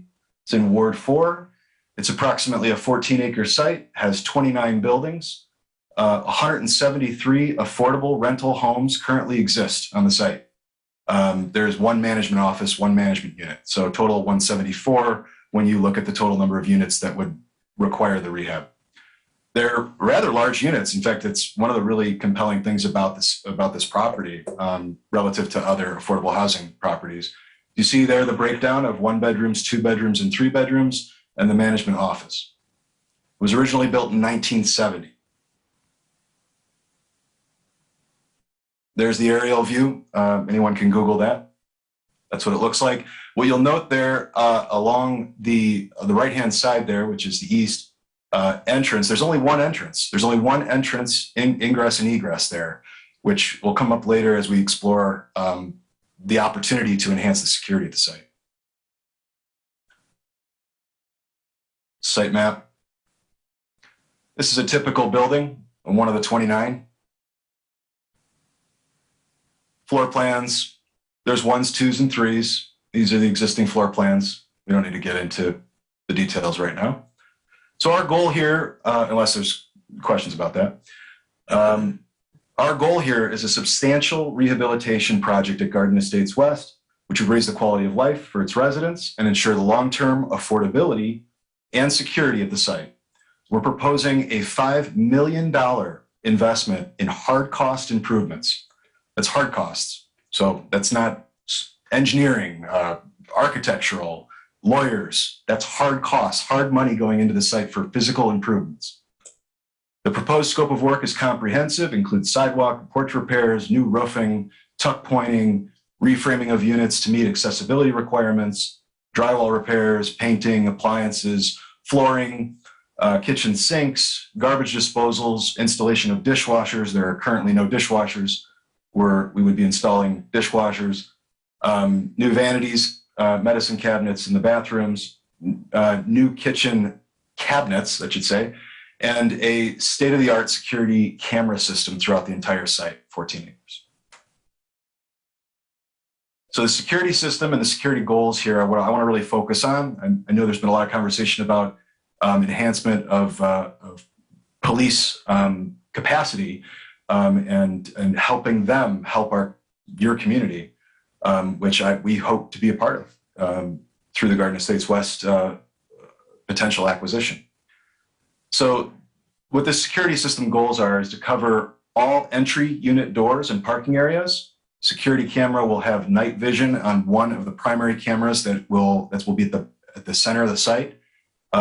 Will capture the license plates of any vehicle, all vehicles that go in and out of that single point of ingress, egress. The license plate will be captured as long as it's not covered. 24/7 remote access for law enforcement and police officers through smartphone access we can provide. I'm going to show you an example of what this looks like in some slides later. And we, of course, will have recording. So you can go back and it becomes a deterrent. Folks will see the cameras. They'll be very visible, intentionally visible, so that folks can see them, but they'll also have teeth. You can go back. You can see whether or not there was a car fire or who did what. You can see with detail for future potential convictions. So the deterrent has long-term benefit. Step 1, 5,000 feet of low voltage wire to power and connect point-to-point antennas. Building mounted security cameras. Step 2, installing an internet-based network of wireless managed antennas, network switches, outdoor enclosures, and power throughout the site to create a network that transmits over 1,000 feet back to the main office to allow for the recording of high definition footage. And what we encourage our management staff at other sites is that this is not a passive video that's somewhere in the corner of a management office. What we like to do is have a screen next to their workstation so that literally as you're working at your desk, you have an easy, convenient view to see what's going on outside at various cameras. This is a little bit of a complicated slide put together by our security expert, but what the triangles are suggested to indicate is that that's the inverse of the triangle, the wide part of the triangle is where the camera would be pointing to. So we're still playing around with the number of cameras necessary. We'd love for your law enforcement, if they have opinions or experience on the site on where criminal elements tend to gravitate, we'd love to reposition these and make sure that we're addressing the specific areas of concern. This is an example of sort of the night vision capturing a license plate. This is actual footage from a Lark property, a recent rehabilitation project that we did. This is the daytime footage. Again, some samples. This is real footage. And again, you can pull it up on your police department would be able to pull it up on their phones. If that was something that you'd like to explore, we'd love to see what technology you guys may already have to connect to your officers' existing phone systems if they have any. So our challenge with this project is feasibility. It's dependent upon a stabilization of the real estate taxes at the site currently. So in mid-2021, in July of 2021, there was new legislation passed by the state of Indiana to authorize municipalities like Michigan City to allow for a payment in lieu of taxes program that's tied to the low-income housing tax credit program. So we can work together to make a project like this possible now, where previously that pilot program did not exist. So our proposal, which I believe you guys have copies of, it's a letter of intent. I don't know if everyone has a copy of the letter of intent. We certainly can get you a copy. But the breakdown here, very simply, kind of distilling it to its essence here, is that the current tax revenue to Michigan City from Garden Estates that goes to Michigan City is estimated to be about $53,000 annually. The tax bill, the ownership is actually larger. It's a larger amount, but that's the proportion that currently goes to Michigan City. So our proposed pilot, and the legislation's been provided to your city attorney, but the pilot allows for a payment directly to Michigan City.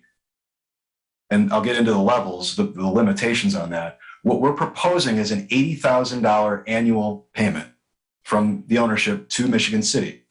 So there's an increase, about $30,000 increase every year for the term of the pilot. What this does is the other taxing authorities that would otherwise eat into the overall payment of real estate taxes, they're removed, and Michigan City gets the full $80,000 that we're proposing.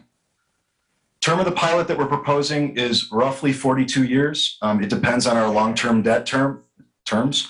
We're trying to explore that and seeing whether it would be a 40-year term plus a 2-year construction period. What's right now is being proposed is that is on the proposal to be a 42-year pilot that begins at the closing of our project financing. So we'll have all the financing in place at the time of our closing to begin our what would be an 18-month construction period. And at that point, we would like the pilot to begin its term. So there's a total over the 42 years, $3,360,000, $80,000 times 42. So our request is for your support through that non-binding letter of intent and the resolution, which will demonstrate that the city is open to continuing the conversations with us regarding this project and the proposed pilot. And this letter of intent and the resolution will be supporting documents for our application to the Indiana Housing and Community Development Authority for the tax credits that are really the primary financing source for the overall project. So I'll end with, we're not asking for a pilot agreement at this time.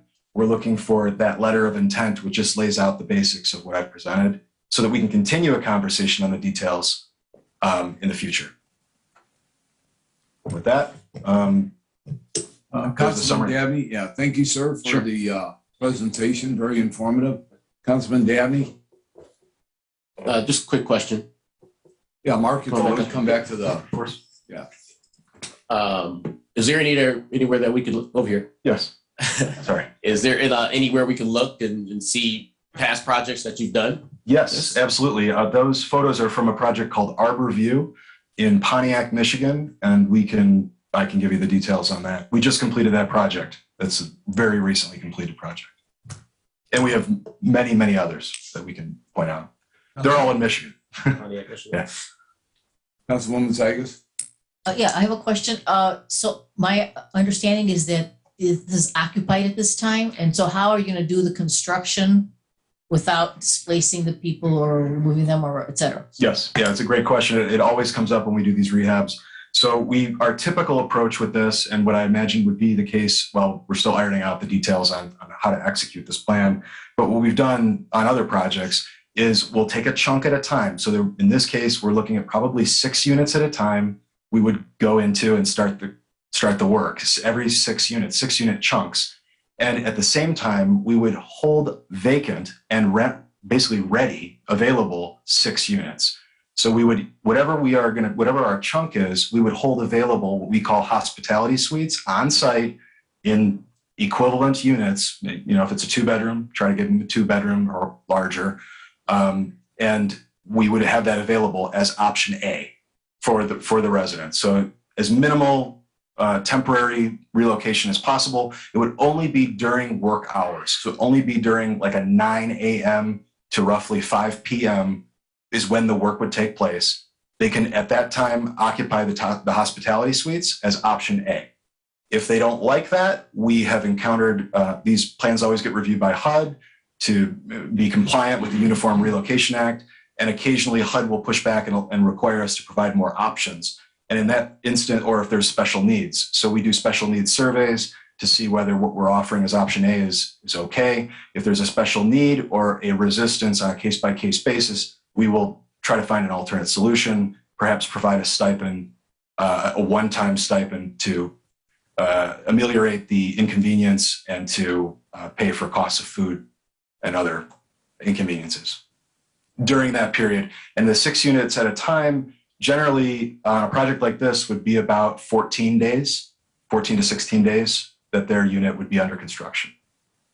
And then they would be returning back to a unit. They could return back to their unit after 5 p.m. every day with a fully functional unit that has all fully functional kitchen, bath, water, everything would be functional. It might not have its finishes as one would like. Yeah. More comments from Yeah. questions from the council? So that law just passed in 2021. Councilman Mack? So we would be one of, if not the first Indiana community to operate this? I don't know of any other municipality that has done this based on the new law that was passed in 2021. However, the 2021 law is basically a resurgence of a law that had sunsetted back in 2006. So the legislation that was passed in 2021, it basically just says we bring new effectiveness to the legislation that was from 2006. So in 2006 prior, there were probably a good number of projects that took advantage of this. So that sounds like a real serious creative funding mechanism to get the private sector in to do these things, because that hasn't been touched since I was a child, I don't think, as far as any upgrades. The management of those places, you alluded to it, you contract that out, or does your group actually We contract. We are not a management company. We are an owner and developer. So we have, specialized management companies for each of our properties. And we take management very seriously as a protection of our investment in the asset. So we do asset manage over the management companies. We're looking at and we're vetting the current management company. And my last question was the upgrades. They're going to be a lot of the, there's a term for it. I went to a conference about that in Chicago when you guys upgrade and get it internet ready, where it's all connected. What's the term I'm looking for? Where the heater and everything is that part of the upgrade? Getting everything internet ready? Yes, where it's connected, all of them. Well, so we're not planning to add new internet infrastructure to the units right now. There's occasionally we can try to find a negotiation with an internet provider and try to create a deal, to make that happen. So we certainly would love to do that.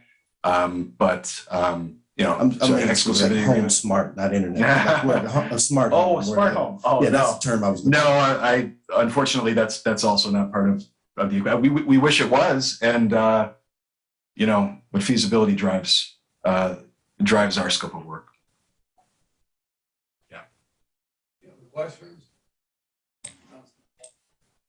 I would like to also be added as a co-sponsor to this. I think this is a very worthwhile project for the city to, for us to support. And that I'm glad to see the legislature revisited that sunset in the law to do this creative project. And and one thing that I really think is great is installing the camera system. Absolutely.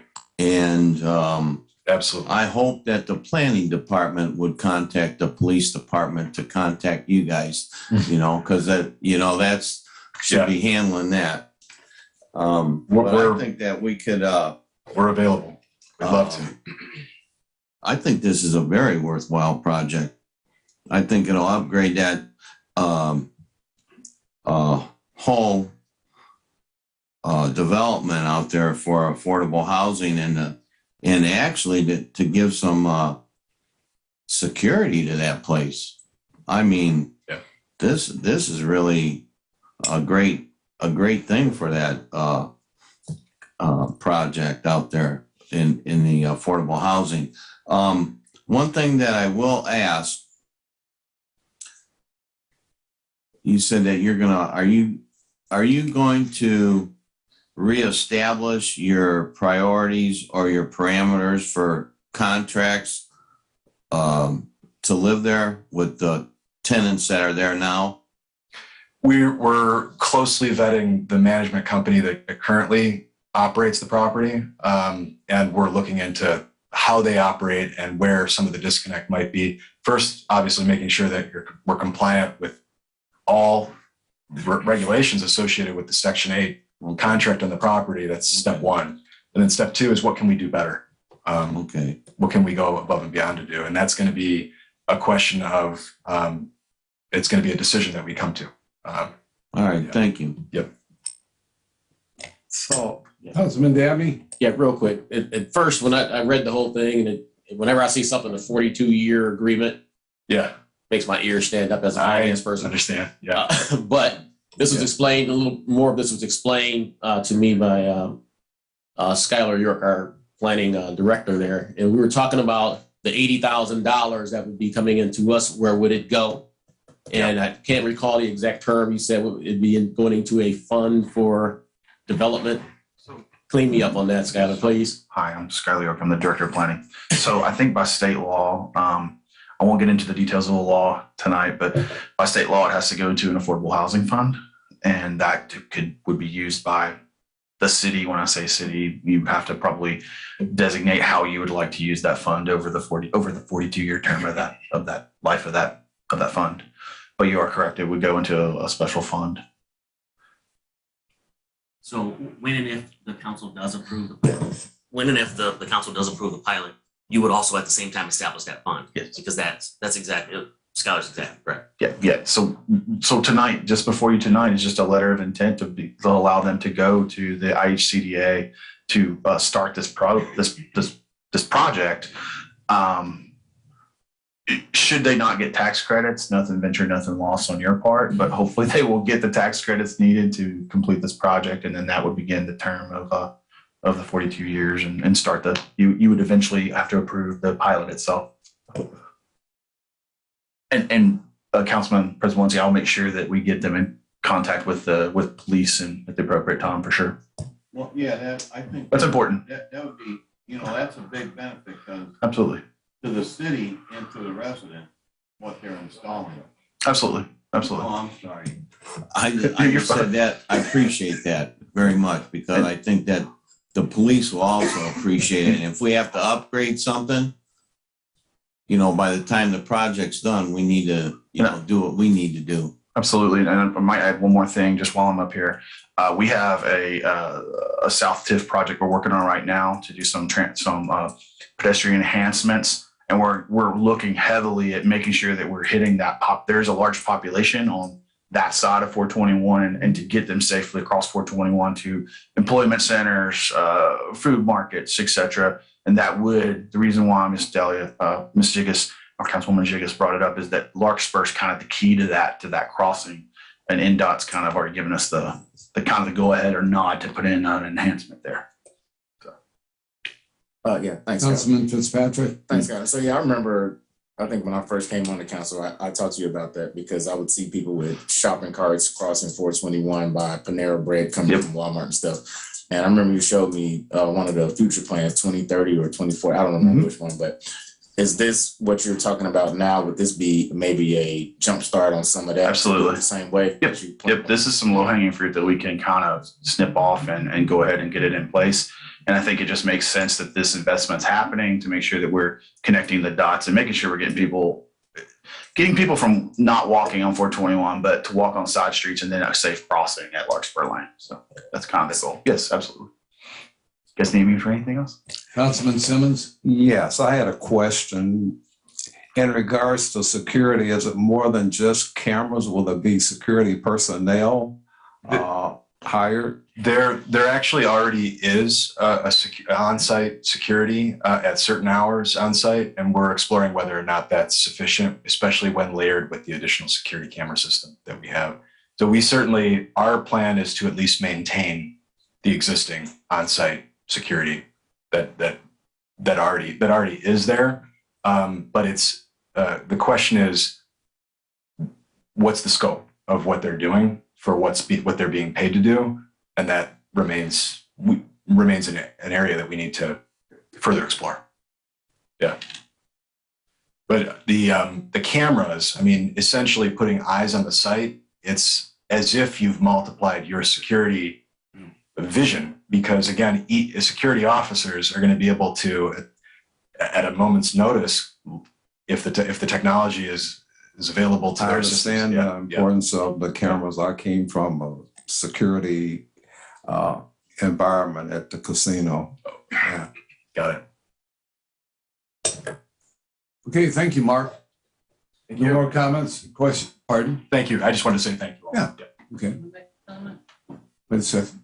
Okay, now we have comments from the public. Anyone from the public wish to speak on this resolution? Tommy Wait, Clark. Tommy. This gentleman has been standing there for about 15 minutes so far, so. Oh, well, it's fine. I don't mind if he goes first. Go ahead. Go ahead, Tom. We need to ensure that this complex is on the number two. Tommy Klavic, 1316 Ohio Street, I'm sorry. We need to ensure that this complex is on the number 2 city bus route. We already have Tall Timbers and Green Acres and others that aren't served on for the bus. We really need to add a 5th bus route to service the east side. Thank you. Go ahead, sir. Thank you. Bruce DeMedici. I live at 718 Esther, actually rent from Brett over there.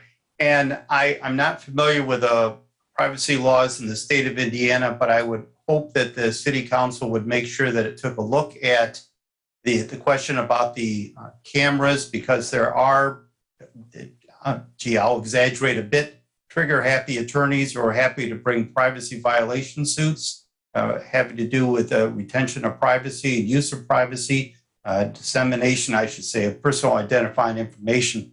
And the use of these camera lights would maybe come under the scope of an attorney's concern as to whether it's in violation of applicable law. And so I just don't want to see that give rise to an unexpected consequence on behalf of the city. So I would hope that the council would make sure that take a hard look at the legal issues related to the use of these cameras to make sure that they stay on the better side of the law. Thank you. Just really quick to address that. The amendment that we passed, it says explicitly, the pilot agreement will further require the proposed owner of the property to implement enhanced security measures, including but not limited to conducting background checks on residents to the extent provided by law. So we put that in there. I understand. I don't want to make an issue at the moment. I'm not sure that properly addresses the overriding question. But again, my concern was just to suggest that the city council make sure it looks at the legal issues so that it doesn't have an unanticipated consequence. Thanks. Thank you, sir. Yes, ma'am.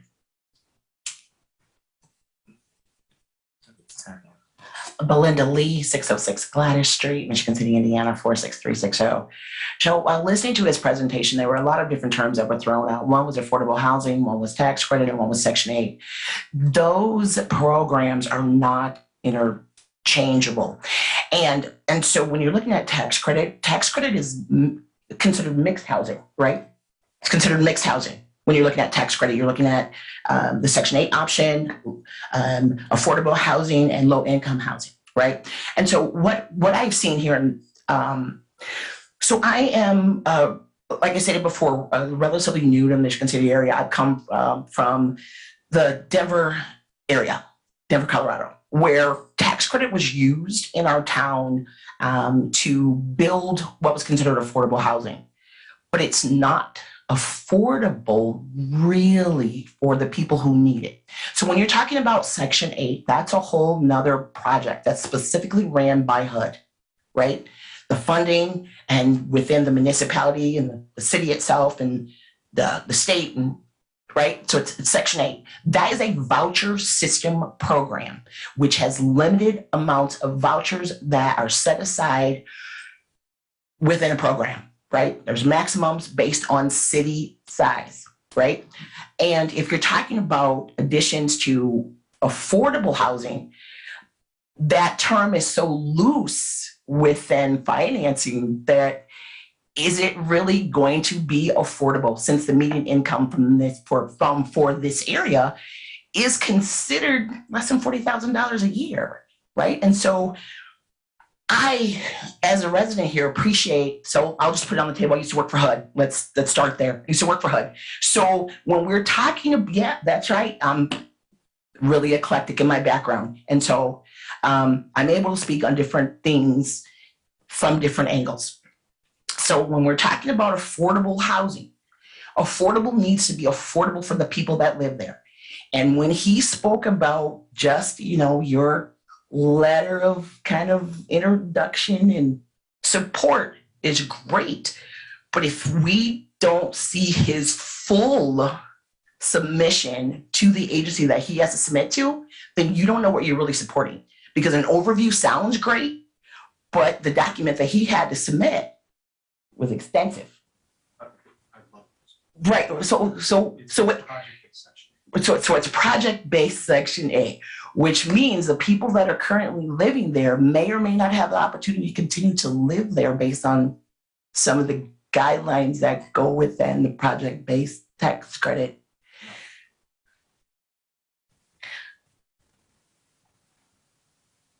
Because he just put a stipulation in that you would take a look at the management company and how they've been running it. So if they've not been running it great in the past, so people that will, you have to look at what's gonna really happen to the people who need the most from our community. Thanks, I know I'm saying I'm on time.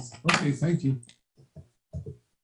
Sir, if you'd like to respond. I'll be brief. Yeah, I'll give you a couple minutes. This is a project-based Section 8 community.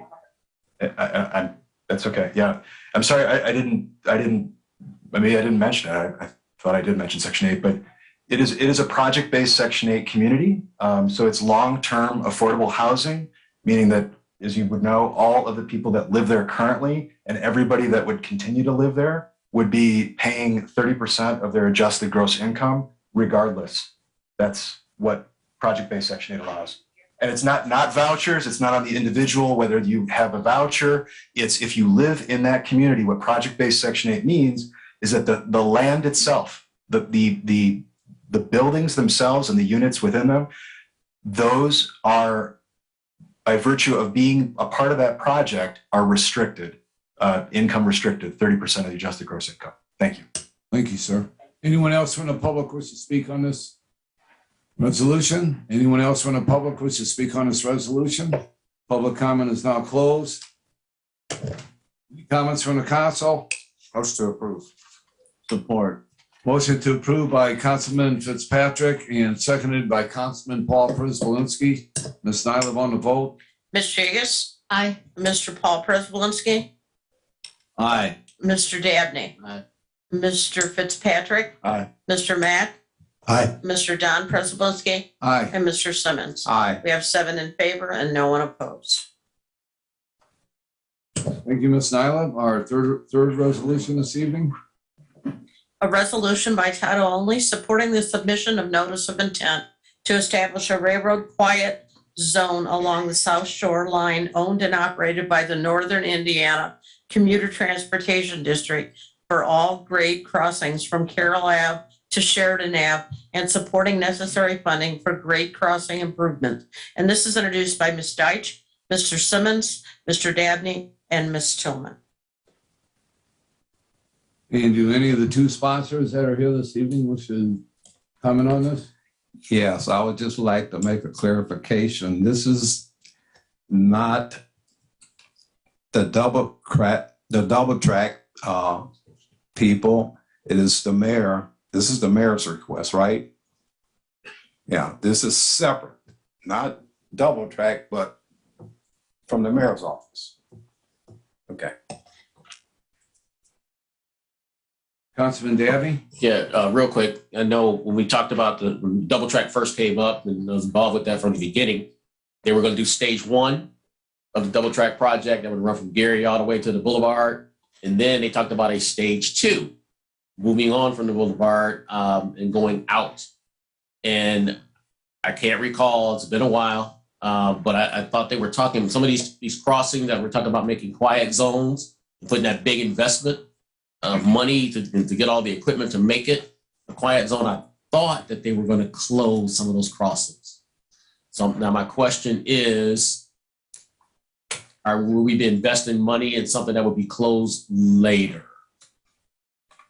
I don't know why I remember talked about Carroll possibly being closed, Grace possibly being closed, but I'm not certain where that stands now. But I know I heard that at some point. Is there anybody that can answer? Oh, Mike.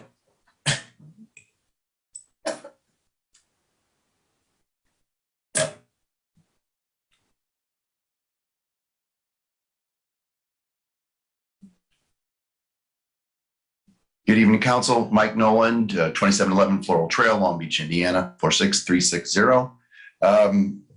The resolution tonight actually covers a potential quiet zone from Carroll Avenue all the way through Michigan City up until Sheridan. The double track project itself has already accounted for, because the construction is from Michigan Boulevard to Sheridan, has already paid for and is paying for the upgrades necessary for the quiet zone.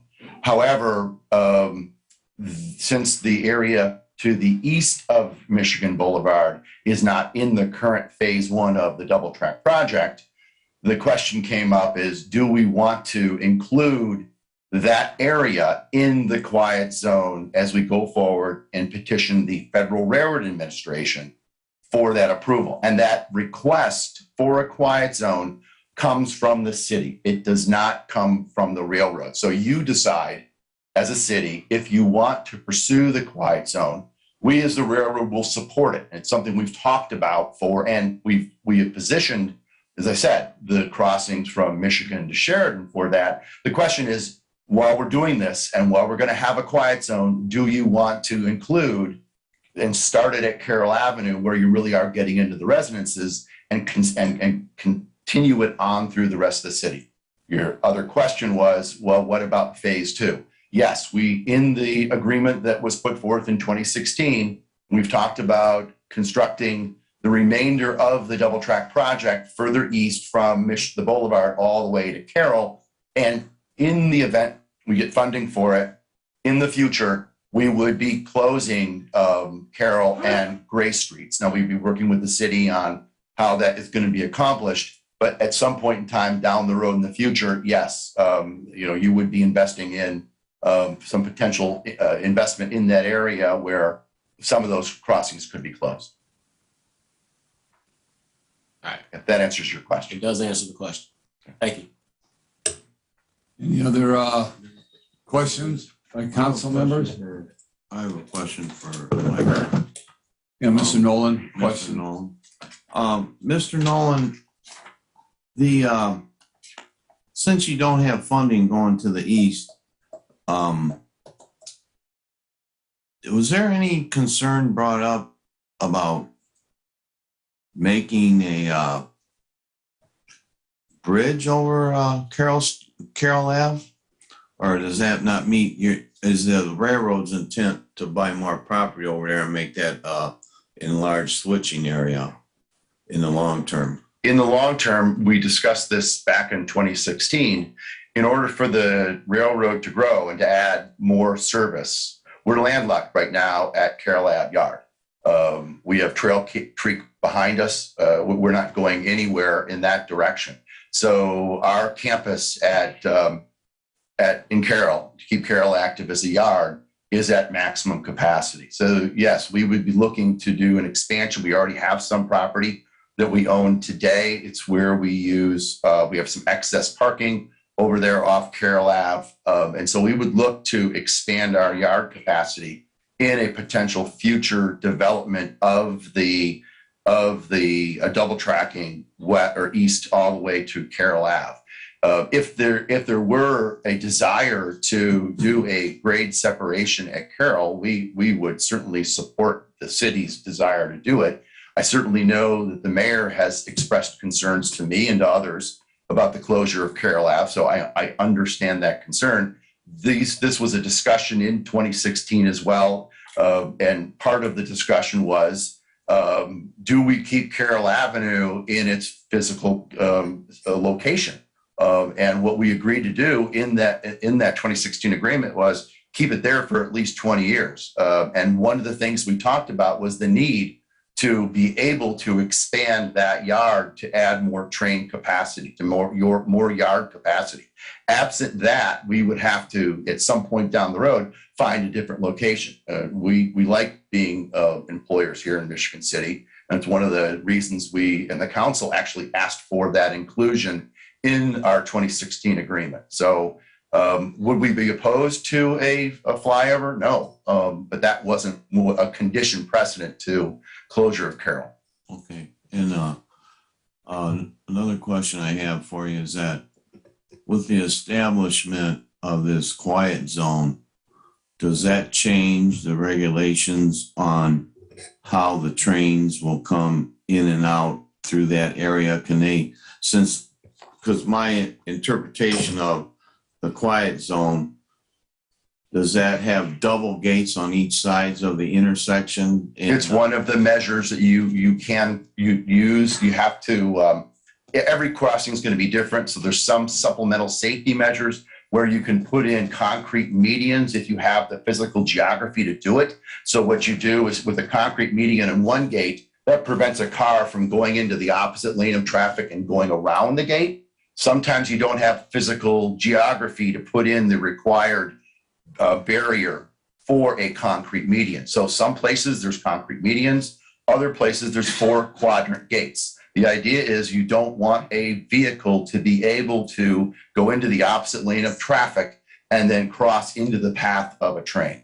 So you establish these are Federal Railroad Administration criteria that we're following in order to establish a quiet zone in the community. And what a quiet zone does is essentially, instead of being required to blow the horn at every single crossing, we no longer blow the horn at every crossing. We only blow the horn when the engineer feels like they have the need to do so. And we'll never take that away from an engineer. If an engineer thinks that there's an impediment in the way or a safety reason, they'll blow the horn all day long. But as a routine matter, we won't be on the horn from Carroll Avenue to Sheffield or from Carroll to Sheridan anymore in the future if you were to approve this ordinance. There is subsequent reviews the FRA does. So if there's problems that come up with crossings, quiet zones can be revisited by the FRA. They revisit them every 5 years. However, this establishes the crossing or the quiet zone criteria or the ability to get the quiet zone. Okay, but for me, does that mean that the trains can run through there faster, or are they regulated? It has nothing to do with the train speed. Having a quiet zone or not, blowing the horn or not blowing the horn has nothing to do with speed. Okay. Now, I have to ask this question. At a meeting we had a year ago, I think, or maybe a year longer than a year ago, we had a workshop meeting at the senior center, and I brought up the fact about Pine Street being closed, and I thought that you were very candor in your answer, that at that time you said that it would probably delay the project. It wasn't undoable, but it would delay the project 6 or 8 months. And that was the end of the conversation. And I know there's been no other conversation of that such, but I really have to bring that up, that, you know, I feel that Pine Street needs to be revisited, and people are going to have to, aren't people going to have to cross that track to get into trains, or there's going to? No, No? the center-bound platform will be accessed off of Michigan. So there will be, we won't be, I'm sorry, not Michigan, apologize, Franklin. And so we won't be crossing people over at Pine. There'll also be another crossing, pedestrian crossing farther to the east. I don't remember which street now, so that people can get to that same center-bound platform. The majority of the time, we will be using the north platform. We call that track 2. That will be the one adjacent to the train station. We will use that center-bound platform as an auxiliary platform to make sure that we don't have conflicts with trains and we keep smooth train service going. But the majority of the time, we'll be using that northbound platform number on track 2. To clarify the point, your question was, is it impossible for us to revisit that closure of Pine? Nothing's impossible is what I said. I did say it would delay the project. I also said it could jeopardize our ability to get funding. So let me also make that point too. It wasn't that it simply would be a time delay, but it also could jeopardize our ability to get funding. At this point in time, there is no possibility that we could keep Pine Street open. I just wanted to bring it up so it was in the record. Thank you. Sure. Mr. Nolan, one question.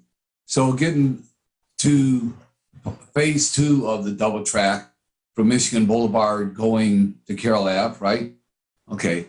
When are the plans to start that? Do you have any idea yet? We are looking at potential opportunities to get engineering funding.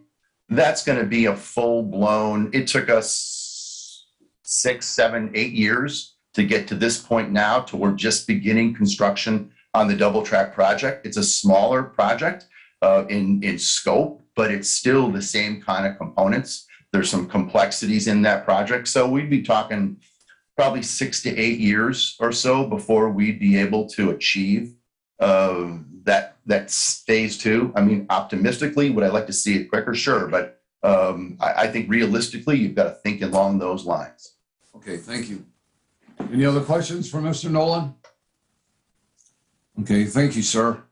Any other, let's see, public comment?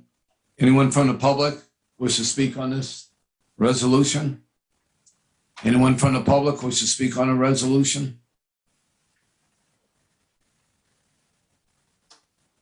Wayne Perry, Mayor, Michigan City. I don't have a comment on the resolution, but I have to pose a question to Mr. Nolan. Back in 2020, when I wrote a letter remonstrating against the permanent closure of the crossing at Carroll Ave, I was told that was inappropriate. It didn't apply because that was not part of that phase. But our per phase 2 that you're talking about, is it your intention to permanently close the crossing at Carroll Ave? Yes. Okay, what is my period of time in which to remonstrate against that? So, as I said, we have to begin the entire process to do the engineering, which will include environmental, which will include public comment for the process. So in that period of time, there will be public comment opportunity, both verbal and written. So at that point in time, the city, the administration, residents, stakeholders could all at that point in time give their commentary about any of the aspects of the project, including the closure of streets. Okay, well, I hope the environmental study includes looking at the effect it will have on the traffic flow in the northeast quadrant of Michigan City. It's going to be dramatically affected. As we did with this project, we will be required to look at traffic patterns. We'll have to look at safety. We will have to look at a whole host of environmental issues, noise, whether there's historical issues. Every issue that we look at that we did for the double track project will be back on the table for this project. That's why I said it's a 6 to 8 year period, and to get through before that phase of the second phase of the double track will be completed. Okay, thank you. Thank you, Mr. Nolan. Anyone else from the public wish to speak on this resolution? Having none, public comment is now closed. Are there any comments from the council? Councilman Przybylski? I have a question for our attorney. On the way this resolution is put together, that the total costs are not in the resolution, and they have an attachment here talking about Exhibit A, and then the cost factor is not in any exhibit at all. Should this be categorized as an exhibit, Mr. Harris, so that it's quantified into the resolution, so that this figure is a permanent amount? Because what we have here is they're talking about total estimated costs. It's on the back page of the resolution. And I have a concern with that we're talking about the total estimated costs of it. Here, you can look at mine. See, what I'm saying is that we had an issue with an ordinance earlier on the Promise Scholarship Program, and they did something similar to this, and they didn't have it written in the amount into the resolution, and they had qualifications as Exhibit A in that, and we rewrote that whole ordinance so it would be what quantified into, you know, and I know this is a resolution. Right, and I understand your question. You can draft it either way with all that information included in the body. Yeah. You can draft it either way with that, all of that information included in the body of the resolution or ordinance, or you can incorporate it by reference with an exhibit, which is what they chose to do here. Okay. So it was intentional. Now, whether or not that meets your approval is a different story, and you can reflect that with your vote. Right. But I don't believe that was an oversight. I think that was intentionally. Right. Okay. Thank you, Joe. Yep.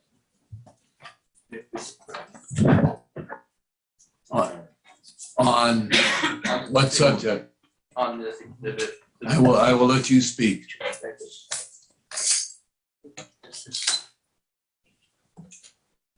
Council, Connor Nolan of Harris Washington Loopman, 107 Broadway in Chesterton, attorneys for NICD.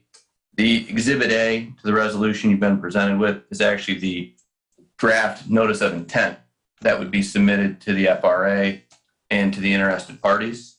You've been provided with the estimated costs for the crossing improvements east of Vale Street that the city would be required to fund because they're outside the double track project as estimated costs only.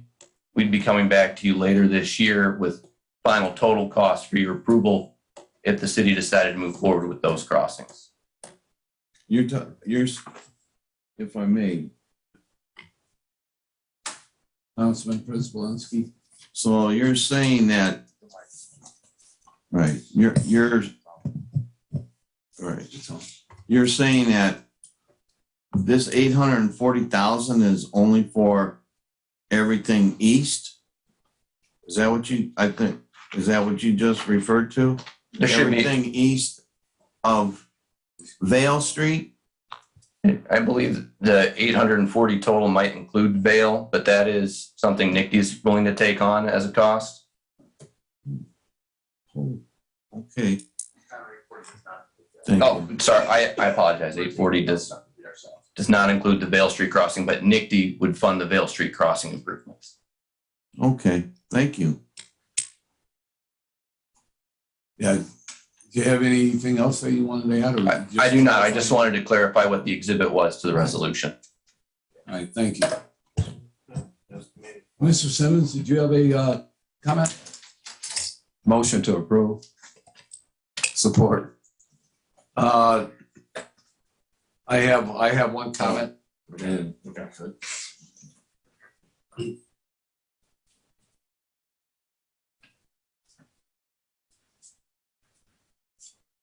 Councilman Prespolinski. I get the idea of the quiet zone. And I know that I've been on the city council for 10 years. And I know that we're closing down, and let's just say for the sake of discussion, the neighborhood of 30 closings within the city. And this particular resolution, if it goes forward, we're looking at a quiet zone for 5 intersections, the way I understand the resolutions. We're looking at 5 crossings. So those 5 crossings are going to cost, and an estimate right now, just an estimate of $850,000 to close down 5 crossings. So in those 10 years that I've been on the council, I've never received one call from anybody about the South Shore Railroad and their horns and keeping people up at night or during the day or whatever the situation may be. And granted, I don't live in those neighborhoods. But so let's just say this goes out for bids and it's going to come back a little higher. So then it comes in at 900,000. So for the rate of return, and I don't know if the mayor did a survey in those neighborhoods to say, hey, who wants this or who doesn't want this? But for $900,000, I really have to understand what this is all about. And for 5 crossings and how many people really complained. So with that being said, I am making a motion that we table this resolution and have a workshop on this resolution so we can get into the nuts and bolts of why we're going to spend $900,000 on closing 5 railroad crossings when before we had 38 or 39 of them open for 50 years, possibly, okay, if even more. So I am making the motion to table, and with that, I think there was already a motion on the floor. Does that need to be withdrawn first? It was made and seconded. Okay. I will withdraw my second. So do we have, is it still time? Can we still comment or comment? It's up to it's a prerogative of the chair. Okay. The first motion, but still, it didn't have a second now. Correct. And now you've got a colleague asking, can you speak? Yeah, I guess if there's no second on that first motion, then it does. Councilman Dabney, sir. All right, thank you. Point of order. So if there was a motion, he withdrew his second. And no one seconded. Okay, no one else has seconded. Correct. But once a motion is made to table, that stops all discussion and a vote has to be taken. Is that correct? On the table, you need a second to table it. Right. But before we got a chance to get there, he withdrew his second. Right. So So that's what happened. So yes, you're right, but he moved pretty quick. Okay. I second that motion to table. I'd already gave Councilman He Dabney. already gave the idea. Motion to talk. Go ahead. Motion to talk. All right. Real quick. So we can have the quiet zones all the way down to the boulevard. But then once you cross Boulevard over into my ward and predominantly African-American ward or people that live over there, we can't have quiet zone on that side. I know you pointed out the price, but it just seems a little strange and a little weird that, you know, this could run right up to the boulevard and stop. And there has been a lot of people talking about quiet zones running up to Michigan Boulevard because that's where the project is, you know, designed to go through stage 1. But now I'm saying, you know, we can also do that coming through. I live a block away from the tracks there, and I hear it all the time.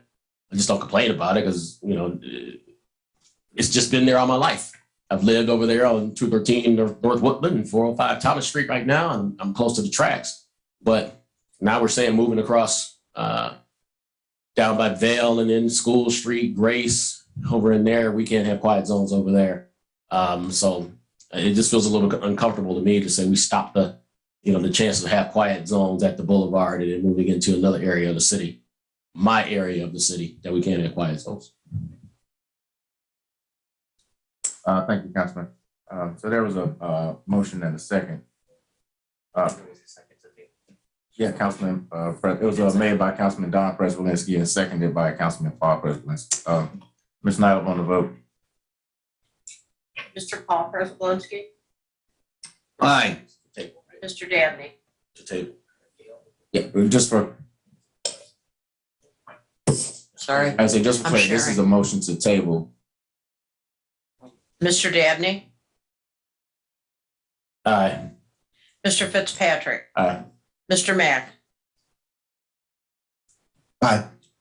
Mr. Don Prespolinski, Aye. Mr. Simmons, Aye. and Ms. Jacobs. Aye. We have 7 in favor and no one opposed, and tabled until Yeah, next meeting, okay, and I'll say that when I get back to the chair.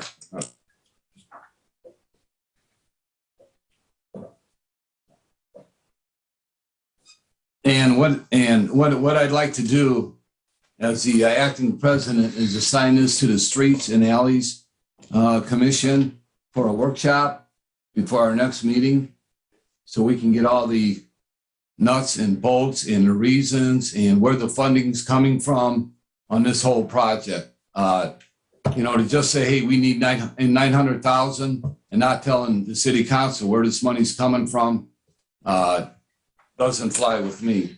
And I just want to make a comment to Councilman Dabney. By no means am I looking at voting no against this quiet zone. All I wanted to do was to have a workshop so we can discuss this openly to see where the money's coming from, what's the purpose of it for, how many people have actually stood up and said, we're tired of listening to the train whistles. That's the whole objective. It's not to say the people that live east of Michigan Boulevard don't deserve quiet zones. I never said that once when I was having my explanation here. So I just wanted to clear the air on that. I am not against quiet zones. I just want to get more information besides a letter in the mail, a resolution, 2-page or 3-page piece of paper explaining that. And, not even saying who it's being sponsored by. It wasn't, well, it had the authors on it, but it said that this wasn't being brought forward by the mayor. It wasn't being brought forward by NICD. It wasn't, none of that information's in here. So just wanted to explain that point. Thank you.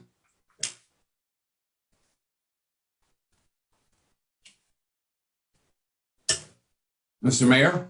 Yes, Mr. President, I request to respond to what you said, your question did I do a financial analysis? I didn't do anything. Mr. Mayor, not to cut you off, not to be impolite, but we have taken the vote to table. The discussion is done. Councilman Paul Prisbalinski will schedule the workshop, and at that time, we can sit down and discuss this resolution. Sure, that'll be fine. Thank you, sir. Thank you. Ms. Nyla, our next, I believe it's our first ordinance at 9:00 at night. So we are zipping right through this. Are you ready? An ordinance on first reading by title only, amending ordinance number 4614, establishing salaries for the Michigan City Police Department for the calendar year 2022. And this is introduced by Mr. Don Prespolinski, Mr. Paul Prespolinski, and Mr. Dabney. And do the authors have anything they'd like to add? Councilman Prisbalinski? I have a question. Since this is a salary ordinance, it's not a spending per se ordinance. Can I ask for second reading tonight?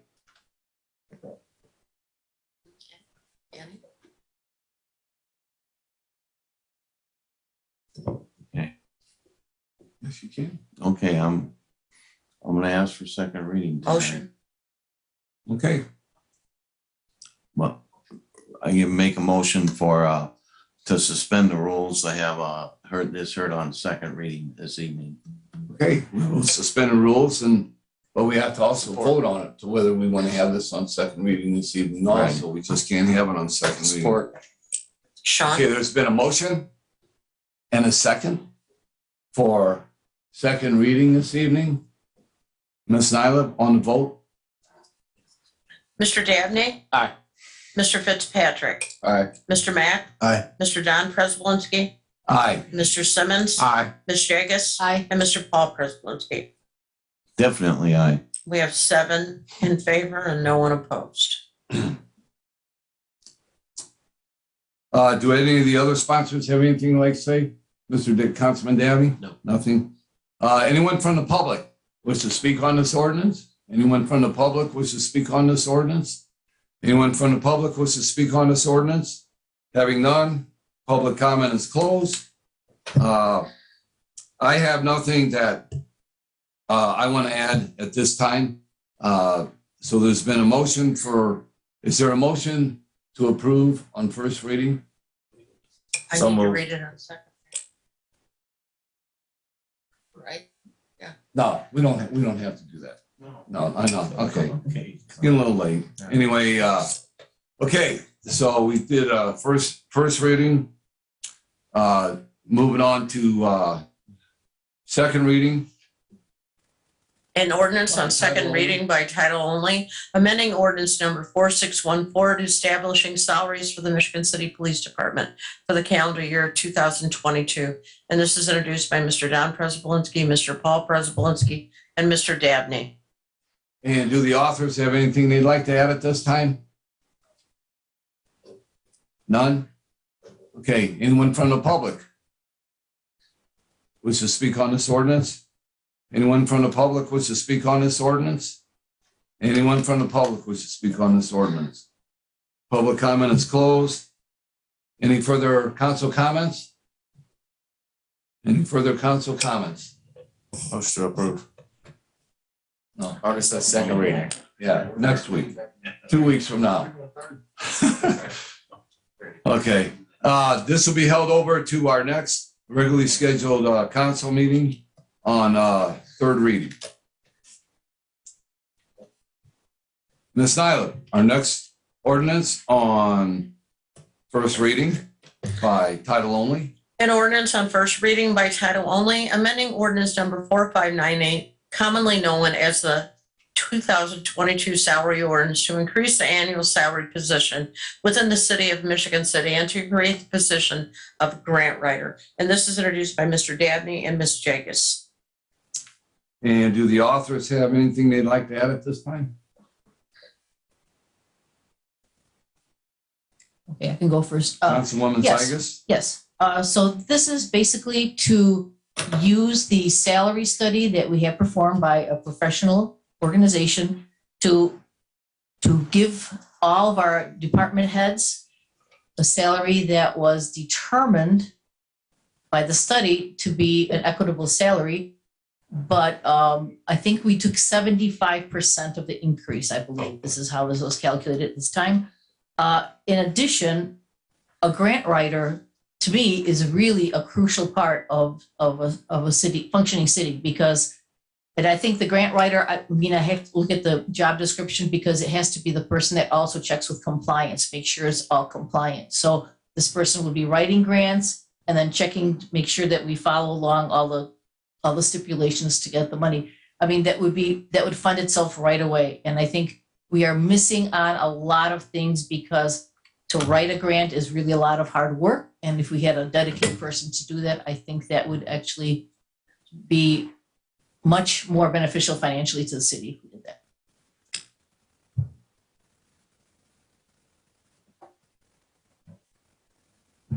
Councilman Mack?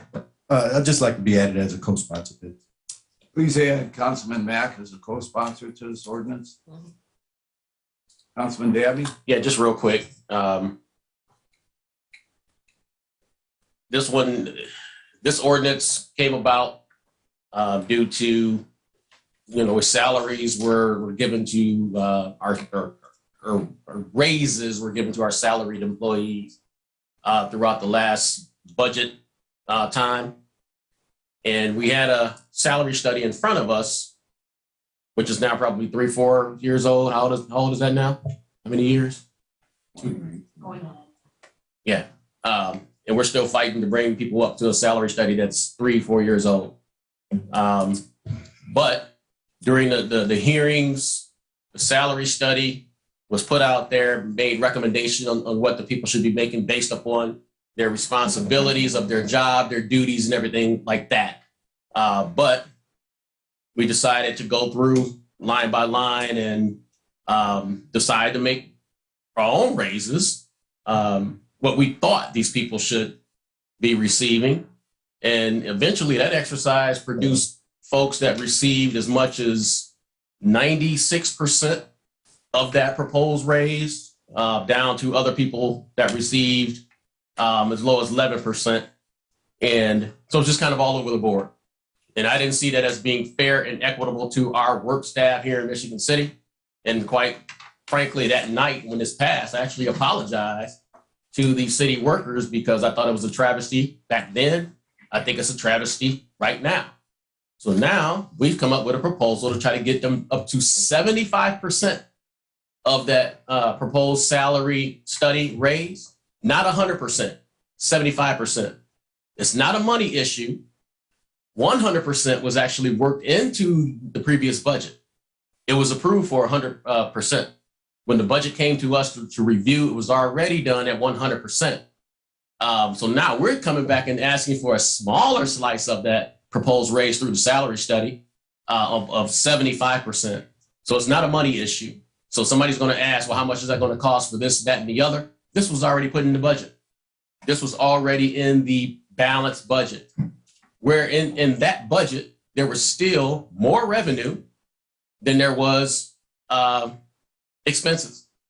This was totally balanced out, but the exercise of going through line by line and deciding who should be getting raises of what sort actually came out to just now, not just percentage of the salary suggestion, but not just percentage raises from year to year. We have some people that only got a 1% raise, a 2% raise, and then others with 21% and so forth. And it just was unfair.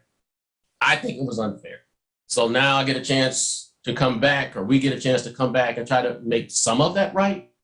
And I have to say this, I really wish that at my job and other places in regards to salaries and that I had somebody standing up for me the way we're standing up for our city employees. And that's the way I see it. I think we need to take care of our city employees because, like I said, it's not a money issue. It's not like we're dipping into the riverboat. We're not dipping into the ARP funds or anything like that. This was in the general fund. It was there. So I think this is a chance to make some right to our workers who we claim to love, who we claim to value. Now it's time to respect them. Let's pay them. Thank you, Councilman Dabney. Is there anyone from the public that wishes to speak on this ordinance? Anyone from the public wishes to speak on this ordinance? Anyone from the public wishes to speak on this ordinance? Public comment is now closed. Any other comments by council members? And any other comments by council members? Okay, this will be held over to second reading for the next council meeting. Thank you. Ms. Nyla, our next ordinance on first reading or second reading. By title only, please. Okay, an ordinance on second reading by title only, annexing real estate approximately 147.2 acres situated between Paz Road, Johnson Road, and US Highway 20, LaPorte County, Indiana, declaring same to be part of the City of Michigan City, Indiana. And this is introduced by Ms. Deitch, Mr. Fitzpatrick, Mr. Dabney, Ms. Jagus, and Mr. Simmons. And would any of the authors wish to comment on the ordinance? Councilman Fitzpatrick? Yeah, really quick. One, I think this is really important. I think we should go ahead and take care of this. And I was gonna request that we have third reading tonight. I know this is our formal public hearing, but after Mr. Harris, after we satisfy that, are we allowed to go to the third reading if possible? So I will be making that request at that time. Thank you. Okay, there's been a motion to have second and third reading this evening. Is there a second? Support. Support by Councilman Gene Simmons. Ms. Nyla on the vote? Mr. Fitzpatrick, Aye. Mr. Mack, Aye. Mr. Don Prespolinski, Aye. Mr. Simmons. Aye. Ms. Jagus. Aye. Mr. Paul Prespolinski, Aye. and Mr. Dabney. Aye. There's 7 in favor and no one opposed. Yeah, and Ms. Nyla, please add me as a co-sponsor also. Okay. Okay. Mhm.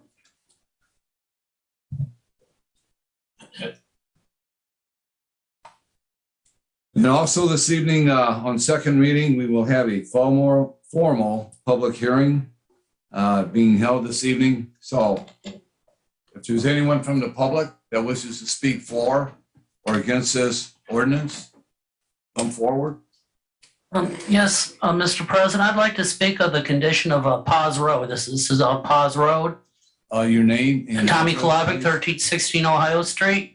Paz Road is in dire need of a major reconstruction project. It's just not one section of Paz Road, it's the entire stretch of Paz Road, all the way between Johnson Road to the Cleveland Avenue extension.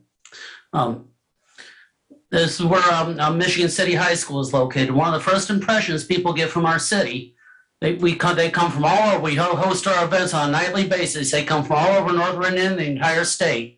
When they come here and our roads are so bad.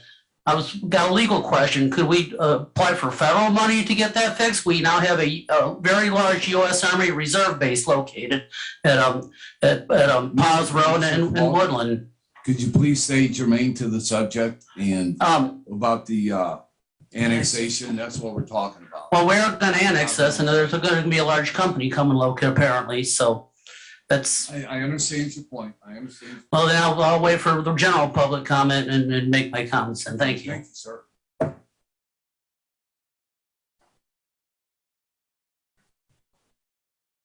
My name is Dale Harding. I live at 4974 North Johnson Road, Michigan City.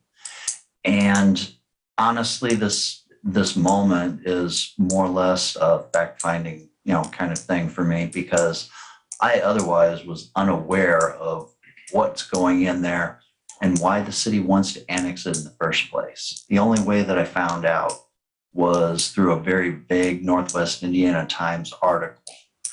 And anyway, I have serious questions because I live there and this directly affects me. This is going to be almost on my doorstep. So I'd like to know what type of business is moving in. Like, I'd also like to know, for instance, because we're talking 150 acres, I'd like to know what the disposition will be of the water runoff, because if you have something that's paved with that significant, it's got to go somewhere. there are a few other things that I'd like to know as far as the traffic ingress and egress, where that's going to be from and to. Is that going to be on US 20, or are we building up Johnson Road for this? I mean, is it going to create more traffic congestion?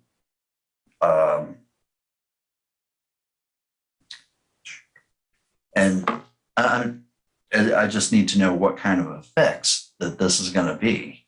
I mean, approximately how many employees is this going to have?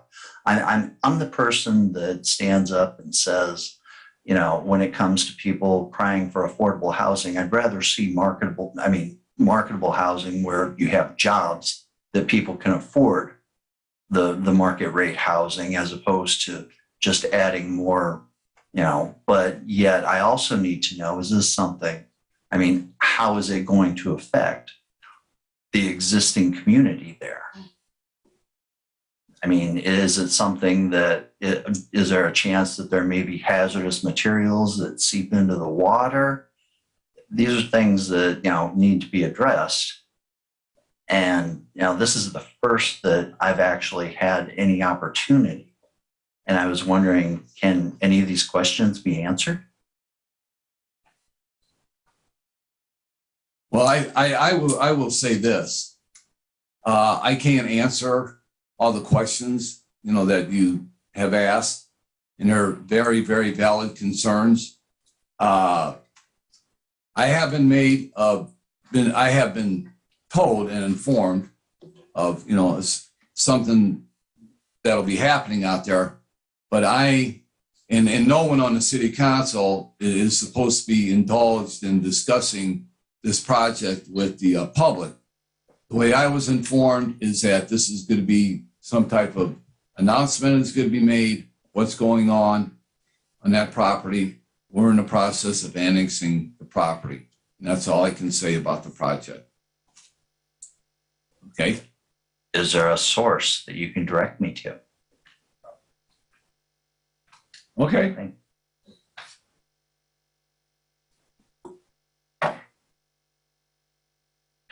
Good evening, council members. Attorney Brad Adamski, Drayton Beachy, Srugo, and Elliott, here on behalf of the petitioners.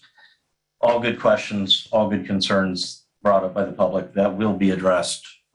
The problem is right now you don't have the authority to really address that. So that's the point of the annexation. We need to bring it into the city then before we can address those issues with development, with zoning that are all going to come down the road. There will be zoning, and at that time the public gets notice. In this case, when you're doing an annexation, especially an annexation such as this with 100% cooperation from the property owners, we've been working with the city on this project. We bring it before the council to bring it into the city. And then obviously all the details have to follow under city code now that it's under city jurisdiction. So this is just the first step in a process. Just as an introduction of the process, I mean, obviously it's been stated this is the 147 or so acres that's south of Highway 20, north of Paz, and west of Johnson Road. Commonly known, it's a Pritz family farm, the Trennis Bradford and Trust farm, and then the Higher Wisniewski farm. Again, all three of those property owners, there's 100% participation in them in this petition. So because of that, we're able to do this, you know, in not short fashion, but without having to do additional notification or publication. That comes later if we're going to do any zoning or petition for zoning. This property would come in the 4th Ward, Mr. Fitzpatrick's ward. Notice was published by the city, so setting this public meeting appropriately. It'll come in if you vote to do so, as it is currently zoned, which is B2.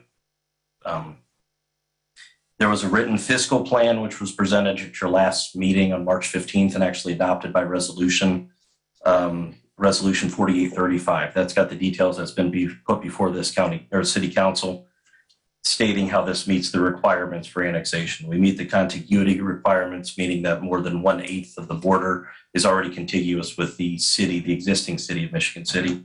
The property in that report is shown to be needed and can be used per code. And probably most importantly to a lot of the people sitting up here, there's going to be an increase in taxes as represented in that fiscal plan. Right now, you're generating about $4,300 in taxes from that entirety of the 147 acres. You're going to get significantly more than that as this comes into the city.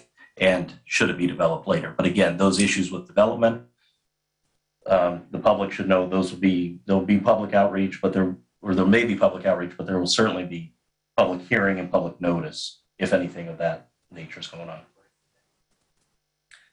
As far as notice would go to all contiguous property owners and also be published in the newspaper. So not just the property here, but spread off of the adjacent parcels. Great. Thank you. Thank you, sir. Councilman Paul Prispolinski. I was absent at the meeting for a family emergency, and I have a question concerning the annexation. Is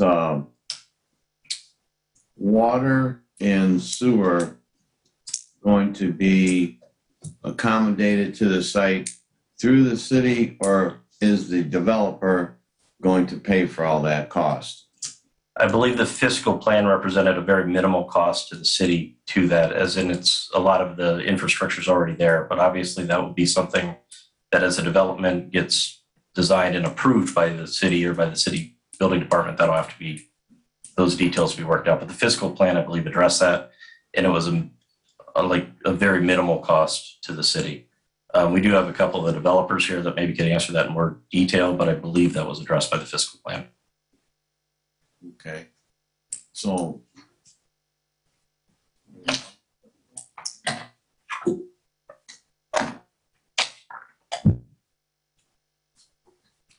Eric Blount, Ambrose Property Group Development Manager.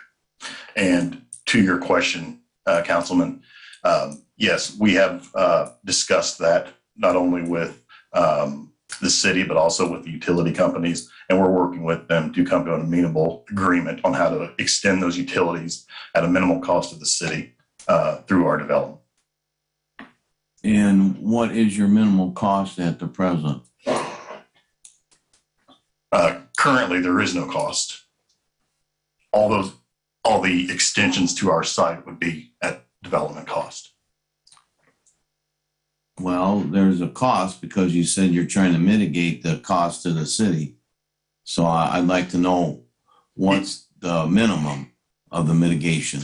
Understood. And none of those decisions have been made at this time. We're still in the discussion phase and development phase of those utilities. Oh. Well, they should know about what it's going to cost. But see, I personally, I got a problem with that you don't have a guesstimate on what it's going to cost to get from where the lines are now. And, that's just by foot, and somebody should be able to run that off.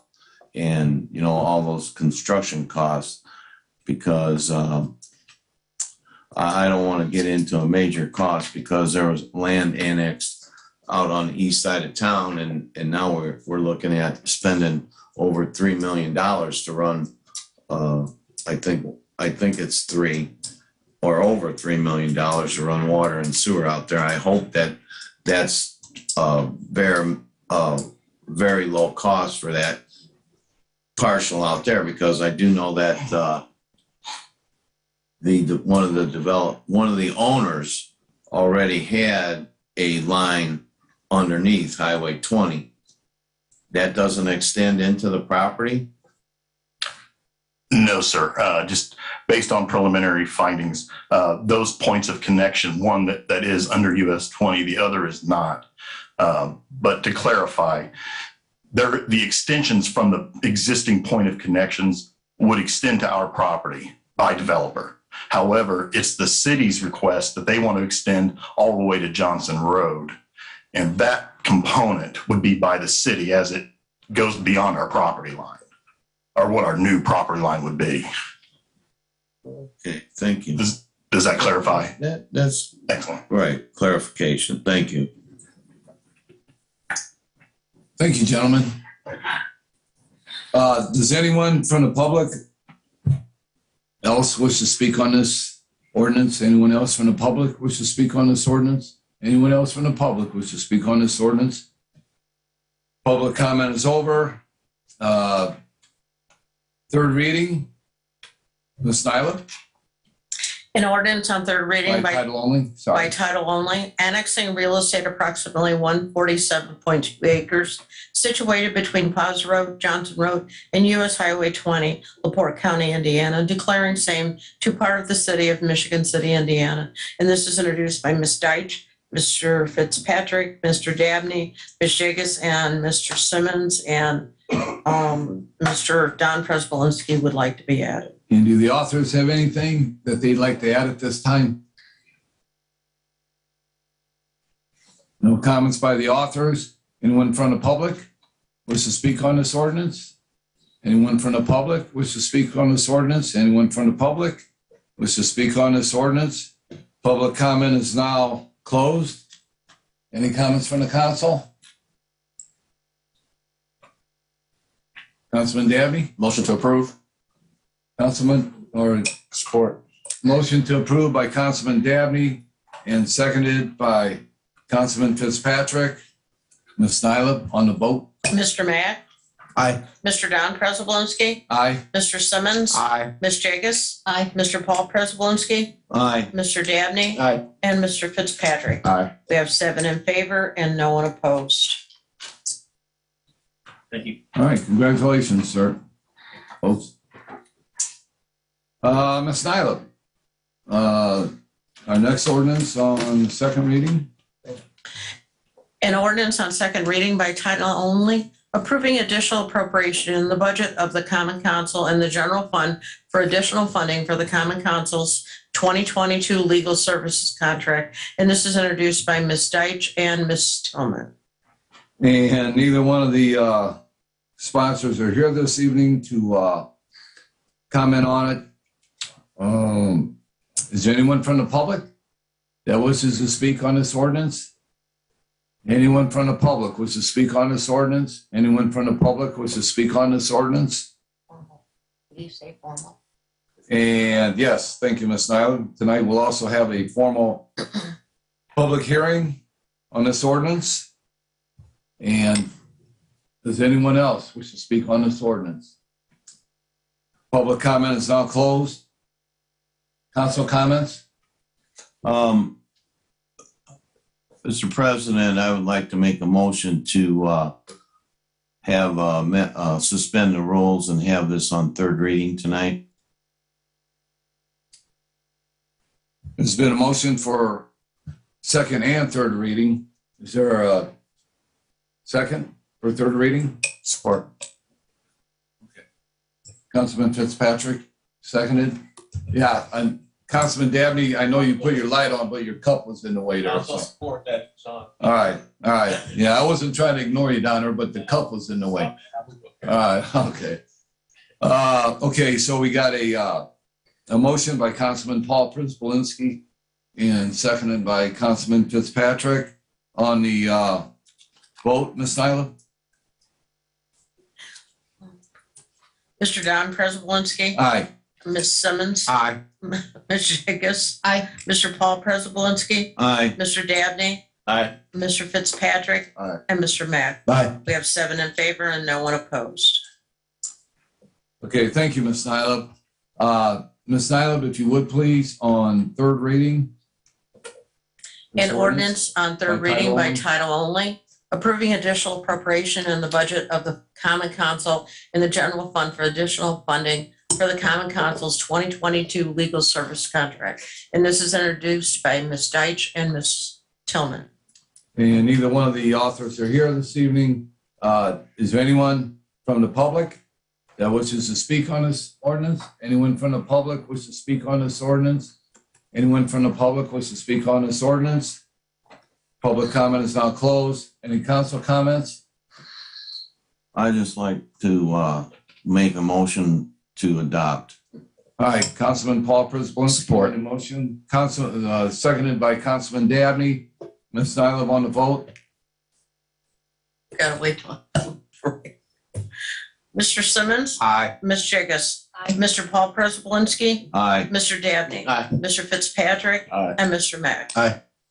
And Mr. Don Prespolinski. Aye. We have 7 in favor and no one opposed. Thank you, Ms. Nyla.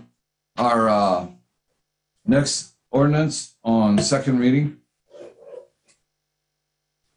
by title only. An ordinance on second reading by title only, approving additional appropriation in the budget of the local income tax lit fund for the 2022 landscaping contract. And this is introduced by Mr. Don Prespolinski. Could I?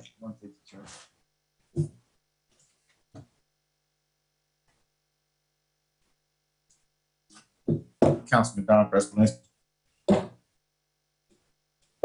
Thank you, Councilman. Yeah, I want to make the motion for a second and third reading this evening so we can possibly get this ordinance passed and get on with the work at hand. So I make the motion for third reading. We have a motion to suspend the rules and allow for third reading tonight. Is there a second? I'll second that because spring is coming and time to plan. I have a second by Councilwoman Jigus. Ms. Nyla, want to vote?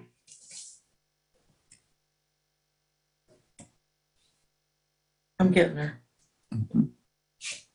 Okay. Ms. Jigus. Aye. Mr. Paul Prespolinski. Aye. Mr. Dabney. Aye. Mr. Fitzpatrick. Aye. Mr. Mack. Aye. Mr. Don Prespolinski. Aye. And Mr. Simmons. Aye. We have 7 in favor and no one opposed. Thank you, Ms. Nyla. Yeah, thank you, Ms. Nyla. Go ahead.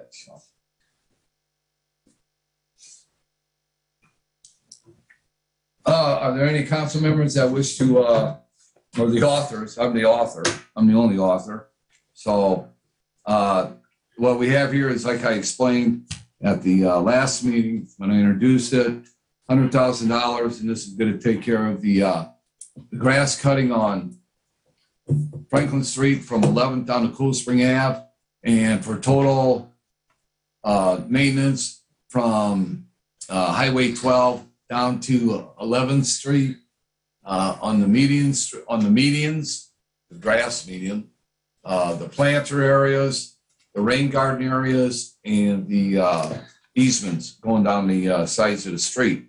And here this evening is Terry from Servicegate, Terry Bright, who's the turf manager.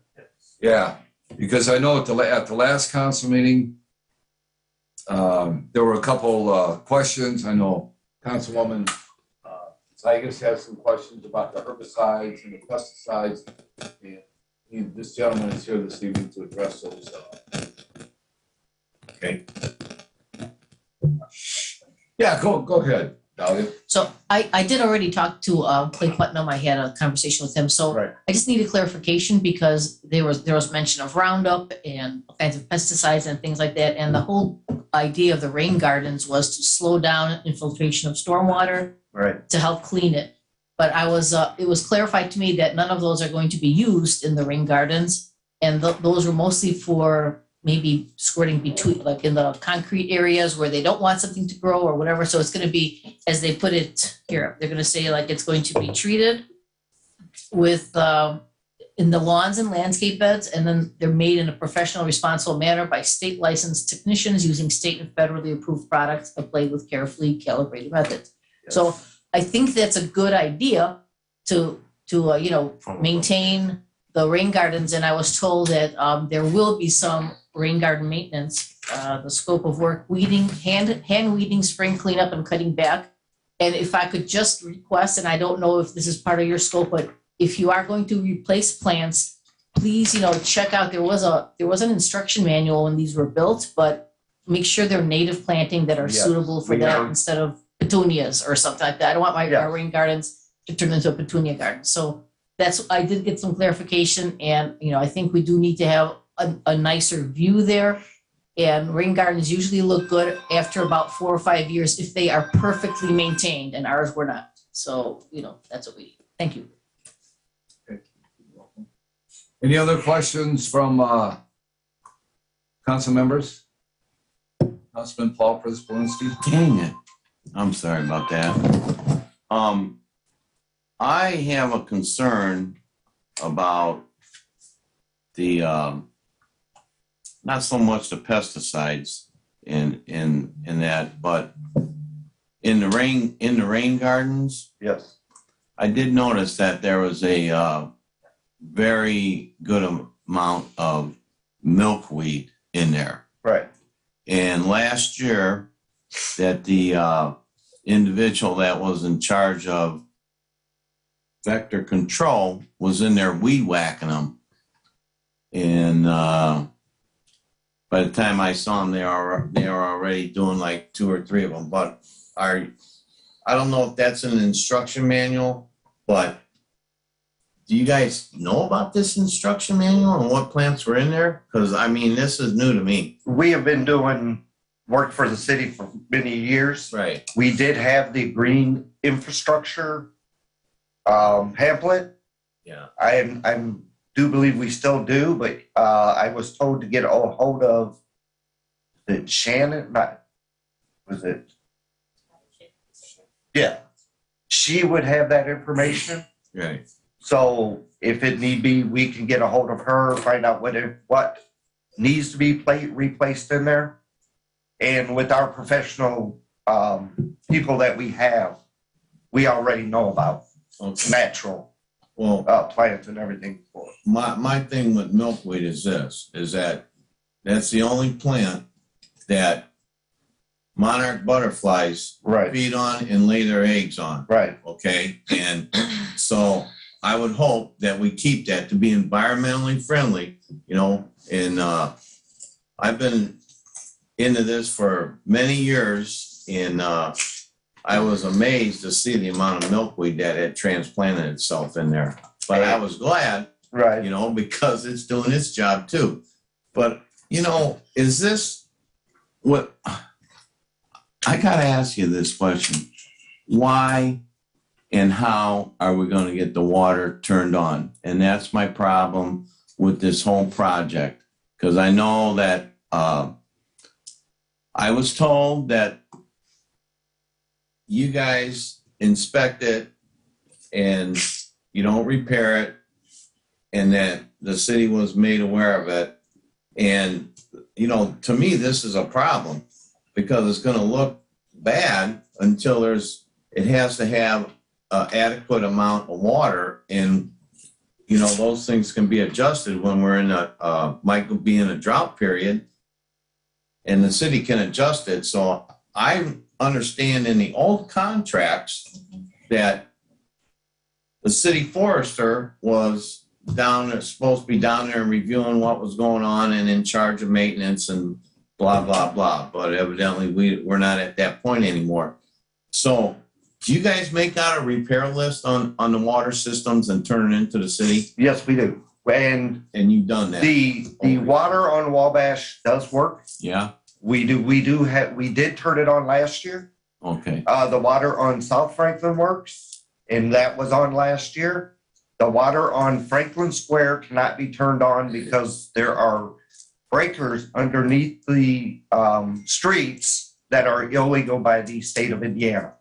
You have to have backflow preventers above the street level for that system to be turned on.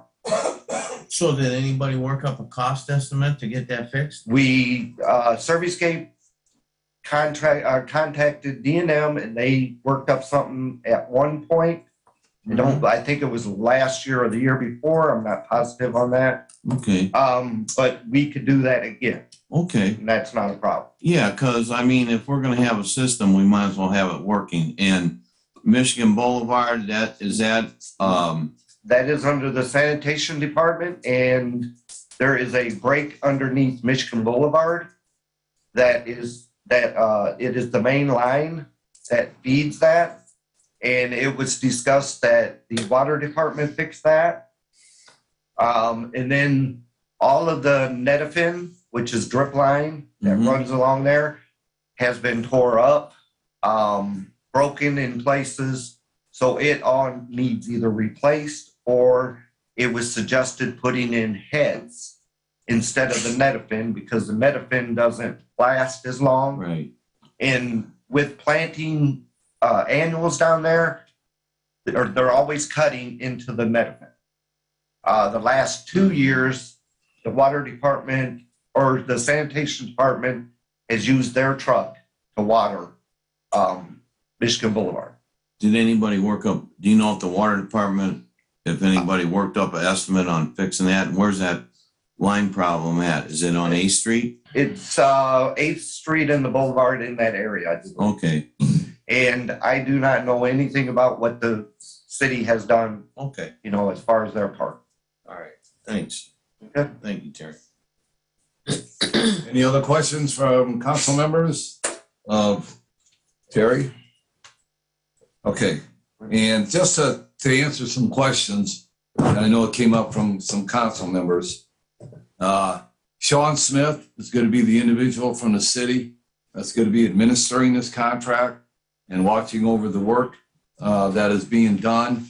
Also, the break in the line on Michigan Boulevard was addressed back in, I think it was November when we had that meeting. And Mayor Perry said that he was going to have the water department fix that in the spring.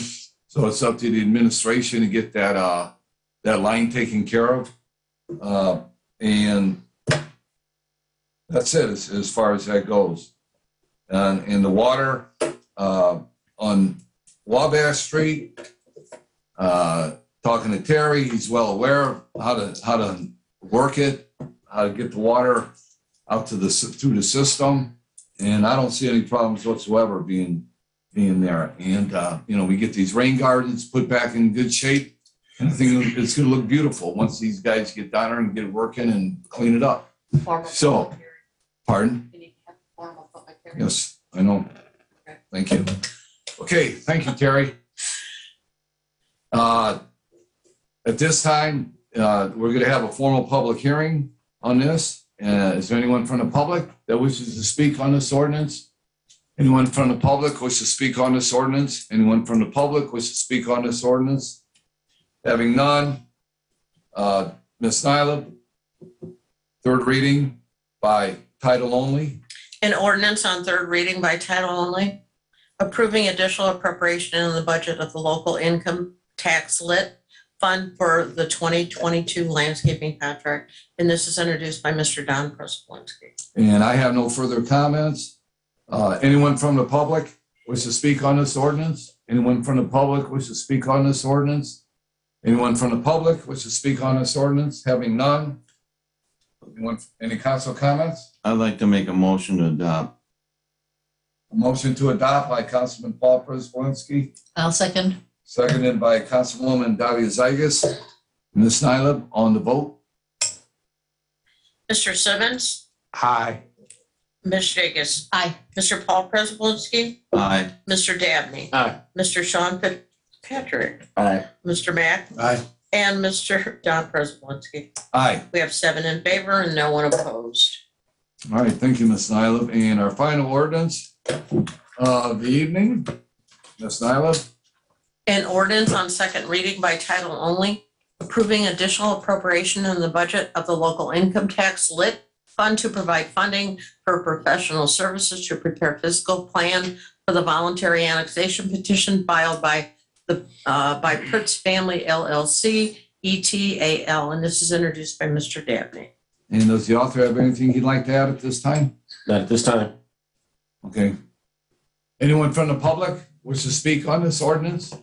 Anyone from the public wish to speak on this ordinance? And I believe we're having a formal public hearing. Sorry. We're also having a formal public hearing this evening. Anyone from the public wish to speak on this ordinance? Anyone from the public wish to speak on this ordinance? Public comment is now closed. And this ordinance will be held over to our next council meeting. Oh, Mr. Dabney, I'm sorry. Yeah, I was gonna Council comment. Go ahead. Yes, I was gonna ask to suspend the rules and do second and third reading tonight. Okay, There's no objection. Okay, there's been a motion to have third reading this evening. Is there a second? Second. Mr. Mack? Okay. There's been a motion by Councilman Dabney and seconded by Councilman Mack. Ms. Nyla on the vote. Ms. Jigus? Aye. Mr. Paul Prespolinski? Aye. Mr. Dabney? Aye. Mr. Fitzpatrick? Aye. Mr. Mack? Aye. Mr. Don Prespolinski? Aye. And Mr. Simmons? Aye. We have 7 in favor and no one opposed. And Ms. Nyla, on third reading by title only. This An ordinance on third reading by title only, approving additional appropriation in the budget of the local income tax lit fund to provide funding for professional services to prepare a physical plan for voluntary annexation petition filed by the Prince Family LLC ETAL. And this is introduced by Mr. Dabney. Does the author have anything you'd like to add? Anyone from the public wish to speak on this? Is there someone? Okay, go ahead. Mrs. Wolford? Yeah. It's Mrs. Woodard, I'm sorry. Mrs. Woodard, how are you? Yeah. Actually, I don't know if the question I'm asking is pertaining to the ordinance that's on the table, but I do know that I hear about this annexation for, I'm one of the property owners for the annexation about the 100 and something acres over there by Johnson Road and, you know, by the airport over there. They did send us a letter, and I attended one Zoom meeting about the annexation, but I hadn't got anything else after that. And I do know that whatever's going on back there is going to directly affect the property where me and my family lives. And Okay, so I don't Ms. know if Woodard. this- yeah, Yeah, Miss Woodard, if I could respond. sure. You live out by the airport? Is that what you said? I live next door to Cascade Mountain on Highway 20. Okay, yeah, this particular annexation is Highway 20, Johnson Road, where Family Express is at, that corner, 140 acres, right in that area. Yeah, this is not abutting your property or anything like that over there by Cascade Mountain. You're about a half a mile away from where this is gonna take place. Okay, so we're just talking about from the south end, going south of 20. Yeah, this is the southwest corner. Okay. Okay? All right. Thank you, ma'am. All right. You're welcome. Okay. Anyone else from the public wish to speak on this ordinance? Anyone else from the public wish to speak on this ordinance? Having none, council comments? Councilman Dabney? Motion to approve. Motion to approve by Mr. Dabney. Second. Councilman, I'd like to know, this is a friendly annexation. Why are we spending this money to do a fiscal plan for the property? Why aren't they paying for it?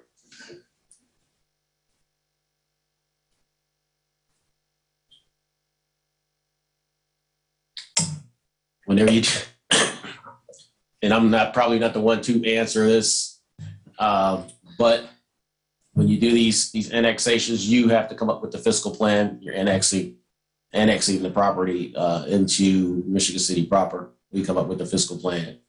We could, I would imagine, possibly charge these folks, but I'm not certain how that all works. But the way it was presented to me at the very beginning is that we pay for the fiscal plans when it comes down to annexation. you have any comments on that? Yeah. Mr. Attorney? So that is typically the way it works. And I believe the logic behind it is the city stands to gain in the process through increased tax revenue. So the thought is if you're taking the effort of annexing this property, you're doing so with the thought process that you're going to gain in the end a substantial increase in tax revenue. That's the thought process. Okay, if that's the thought process, here's my statement. If they come to us for tax abatement, you better think twice about it. Thank you. Thank you, Mr. Councilman. Mr. Simmons, I know that you were, oh, okay. I know that Councilman Przybylski, you were getting ready to say so. Is there a second? Yeah, I second. Okay. Did you? Well, I didn't hear you. If you did, that's why I was asking. Oh, okay. Second. Okay. All right. Councilman Simmons seconds the motion. Ms. Nylam on the vote? Mr. Paul Przybylski, Nay. Mr. Dabney, Aye. Mr. Fitzpatrick, Aye. Mr. Mack, Aye. Mr. Don Przybylski, Aye. Mr. Simmons, Aye. and Ms. Jagus. Aye. We have 6 in favor and 1 opposed. Thank you, Ms. Nylam. Under new business, the mayor is requesting the advice and consent of the members of the Michigan City Council regarding his appointment of Ms. Belinda Lee as a member of the Michigan City Social Status African American Males, and is replacing the late Mr. Norvell with her expiration date of being 3/1/23.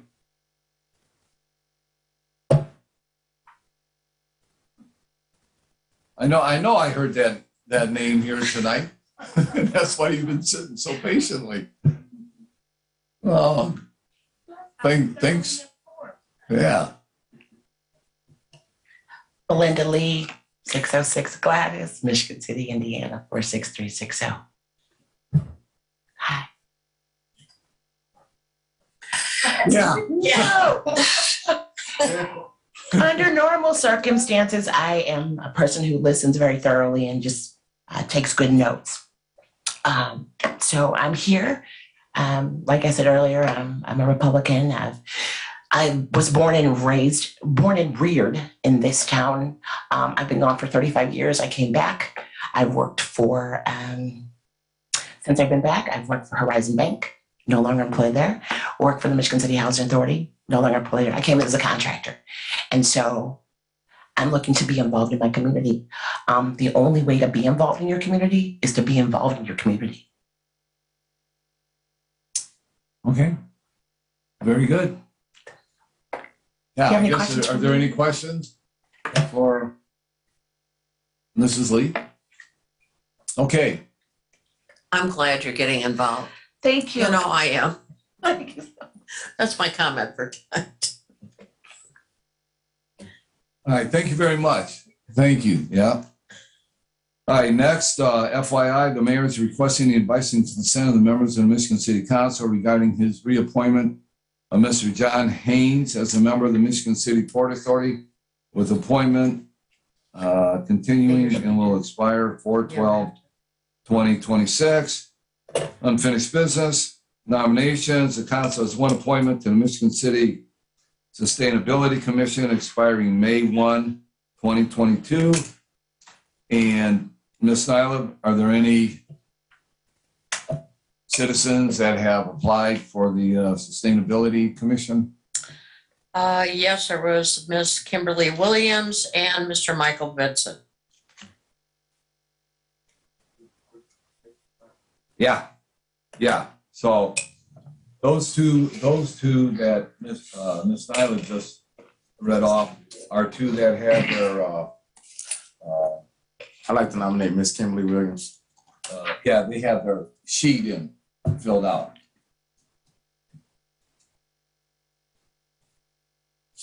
So we're taking nominations this evening. I'd like to nominate Miss Kimberly Williams. Okay. Can I have a second? Second. Okay. Pardon? No, I'm just advice and consent. I don't think we need to vote. No, you don't. No, we vote next time. You don't. Let me explain. Under new business, it's FYI. Okay, we don't have to vote on those this evening. We're not voting on those this evening. Under unfinished business, getting back to nominations for Sustainability Commission. There has been a nomination and a second for Ms. Kimberly Williams. Are there any other nominations? I just want to verify, Nancy, did you send in your application for that? Pardon? I just received Nancy's about earlier this evening, so. Was it in on the proper time? Correct. If I may have the opportunity to speak, Mr. President. I missed a deadline of Wednesday, and I had tried to download a form from the website, and I wasn't able to do that successfully. And as you can see from the presentation I did this evening and everything I've been doing, with the Sustainability Commission, and add to that celebrating Naomi Anderson sculpture unveiling and everything, it slipped through the cracks with me, and I do remorsefully apologize for that. And it was my intention to continue serving on the Sustainability Commission as chair. So that's where we are. I would like to make a motion to nominate Miss Nancy Moldenhauer on her because of her exceptional service, but also that there are exceptions, and she tried to download the form and today, didn't get it. I just feel, Point of order. Are you moving to suspend the rules to allow her? yes, session in? yes, sir. There you I'm go. moving to Second. suspend the rules. Wait, we're in the middle of nominations. We Right. have to, don't agree. Yes, thank you. We have to finish with nominations. Or move back. You need to- Are the- The question is, you started nominations and then we got in the process of making a motion to approve someone. Right. Actually, We just made nominations. Yeah. just- Oh, Suspend the rules. Right. Mike, Sorry. So a couple of things happened. We started the nomination process and then there was a motion to suspend the rules. So I don't know that we were done with the nomination process, so that then we can go forward with suspending the rules and approving someone. I never, as being a president, I never said that nominations are over. Okay, so that would still mean that we can take nominations. When the president say nominations are now closed, then nominations can't come in anymore. Yeah, That's a good point of clarification. I think what is intended by suspending the rules is to determine whether or not this person can be nominated or not. okay. So Right. it is okay to suspend the rules to determine Right. if And that's then an make the appropriate nomination. Yeah. Yes, I agree. Right. Make the nomination. Yes, I agree. So we're taking a vote on suspending the rules. To correct? accept her, Yes. to accept her candidacy papers. Okay, so we have a motion by Paul, second by Michael. Get your mics up, so it's not pointing toward you. Point of order. Oh my gosh, you guys. Okay, hold on. Okay, Mr. Dabney, Aye. Mr. Fitzpatrick, Aye. Mr. Mack, Aye. Mr. Don Prespolinski, aye. Mr. Simmons, Aye. Ms. Jagus, Aye. Mr. Paul Prespolinski. Gratefully, aye. We have 7 in favor and no one opposed. To suspend Now- the rules. Okay, and now we open it back up to nominations. I'd like to nominate Nancy Moldenauer for Sustainability Commission. You already did. It was already nominated. Oh, well, I guess it was that order. Yeah. No. Any more nominations? Who was the second on that? Any more Second. nominations? Gene was the second. Councilman Simmons. Are there any more nominations? Nominations are closed. I'm not drinking yet. Ms. Nyla on the vote? We're doing vote next time, correct? No, it's just enough. Yeah. Okay, you're right. Yeah, this is just nominations. All right, thank you.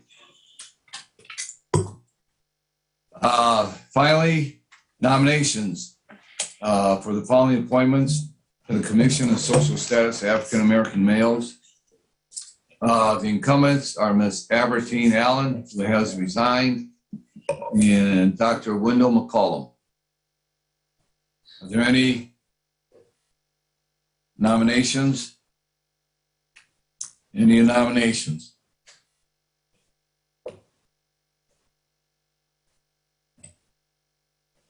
Mr. Gene Simmons?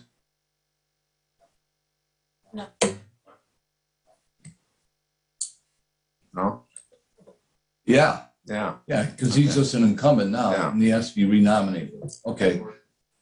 So there's been a nomination for Wendell McCollum. Is there a second? They're doing it wrong. Second. I can say it? Okay. They're representing the school system and the minority health partners. I didn't get any letters from either one of these people or representing them. So you can't nominate someone that you haven't got the letter from. I'm sorry. Have to put her on hold.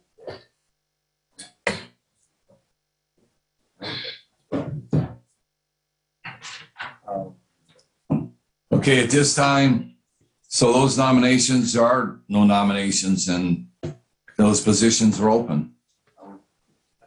Right, and they were talking about Okay. amending the ordinance. Are there any comments from the public? This is Tommy Kolovic from 1316 Ohio Street, and I have another one of my special announcements to make. This comes from the Michigan City Rotary Club.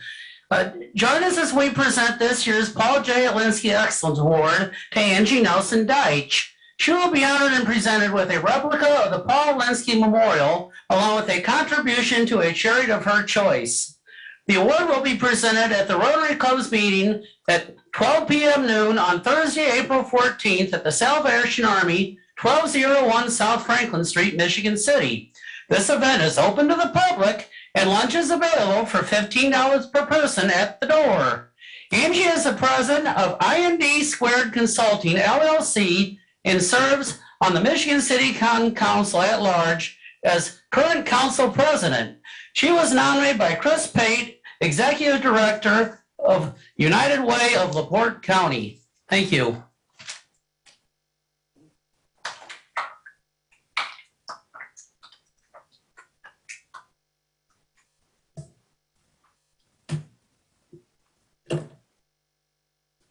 Good evening. It's been a very long night for all of you. We've had a long day working, and so I really want to say thank you for giving me just a couple minutes of your time.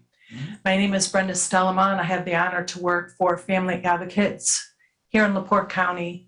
The agency works with at-risk youth and abused and neglected children. I'm here tonight to just present. We have a bow that we've made. Family Advocates would like to present this to the County Council, hoping that you will support, of course, our work in child abuse and awareness, since April is Child Abuse Prevention. If you notice, you go down to this our square, the street department was so gracious. After we made these bows, they hung them for us because our campaign was to paint the town blue. So we're hoping that the businesses in Michigan City will join the rest of the businesses in LaPorte County and maybe make some hearts and put them up in your windows, hang bold ribbons, whatever you feel, wear blue in support of child abuse prevention. If anyone has any need for resources on child abuse prevention, you are welcome to call our agency, at Family Advocates. We can be reached at 219-324-3385. You can also check us out at www.lpfamilyadvocates.com and see the work that we're doing. We need volunteers to help our kids that are in the system and also kids that are struggling to stay in school because of many, many different factors. As we all know, the pandemic has played a terrible part in our social and emotional learning of our children, and we're trying to keep them in school. So we have a great job to do, and it does take a village, and we so appreciate that the County Council tonight allowed us to speak on this very important subject. So thank you so much.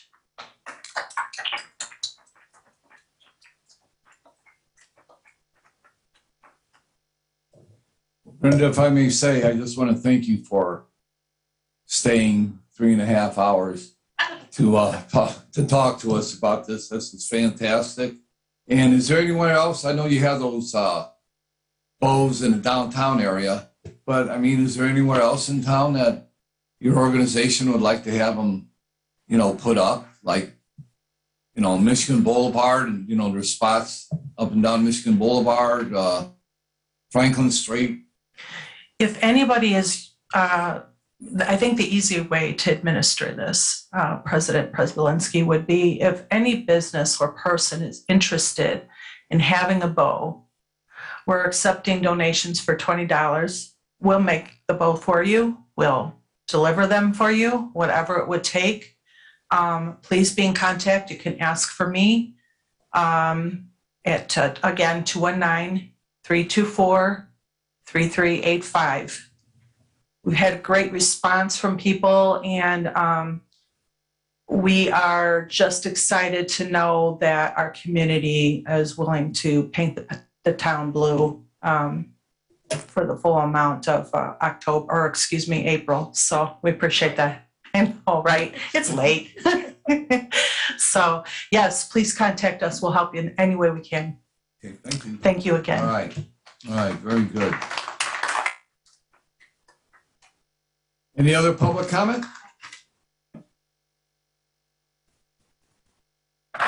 Nancy Molnar, 107 K Lane, Michigan City, Indiana. I realized I forgot to thank somebody that was a key important player in receiving the So Smart Silver designation, and that's Sue Downs in the inspection department.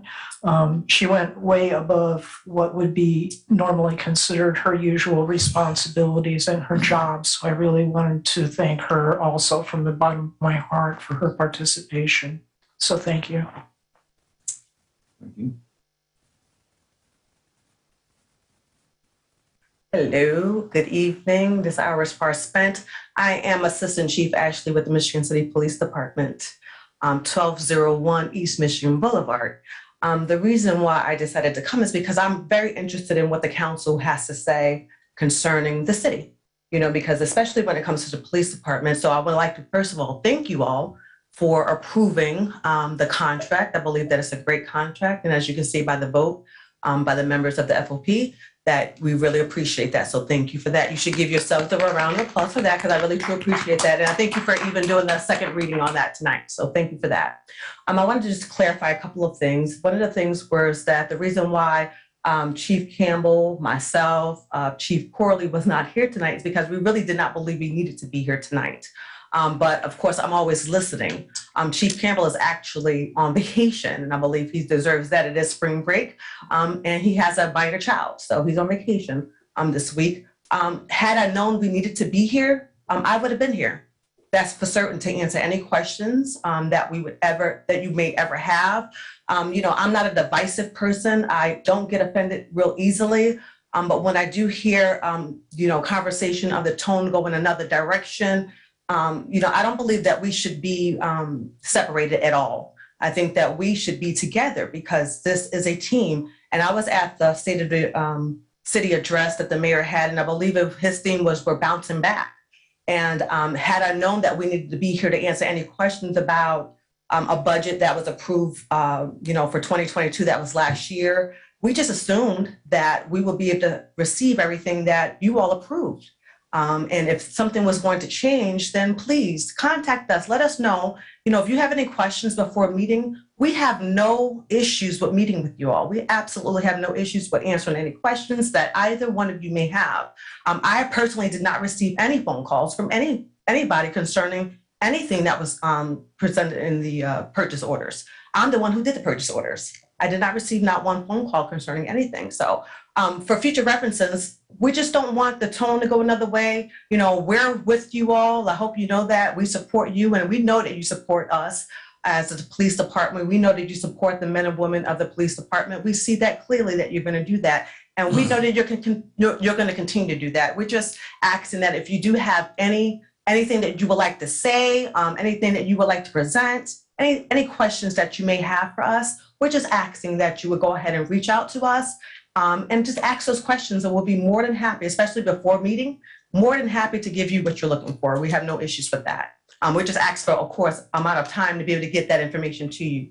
Sometimes a half hour before meeting is not acceptable, is not appropriate, because sometimes we're busy doing things too. But if you want to give us a couple days to get that information to you, we have no issues with getting the information that you requested. And please just know that from us. We have no issues with that. On another note, I would like to say congratulations. I know that myself, along with another fire woman, Victoria Armstrong, was had an episode that we did and we represented, I believe, the city really, really well. It was for the PBS station, Women in Leadership, the 5th episode, and it was first responders. And I believe that some things that I didn't know about the fire department, I learned.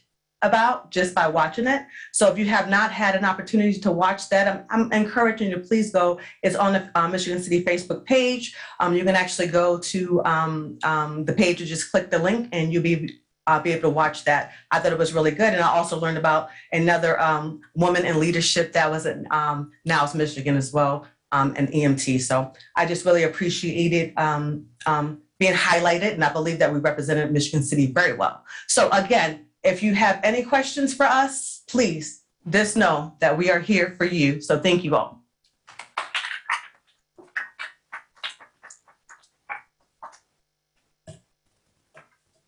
Any other public comment? Yeah. Go ahead. I know we've been here long, but I have one point of clarification on the annexation ordinance that you approved tonight. You did approve that, you suspended the rules and approved it on second and third. There is a requirement under the annexation code that you wait 14 days following the public hearing for the ordinance to take effect. So I just wanted to alert you that it will still be on your next agenda for final approval so that we comply with the annexation statute. So while you can suspend the rules on any ordinance, in order for the annexation to take effect, you have to wait 14 days. So you'll see it on the next agenda, and I didn't want there to be any confusion. So just wanted to clarify that. Okay. All right. Okay, thank you. Any other public comment? Thank you. Any council comment?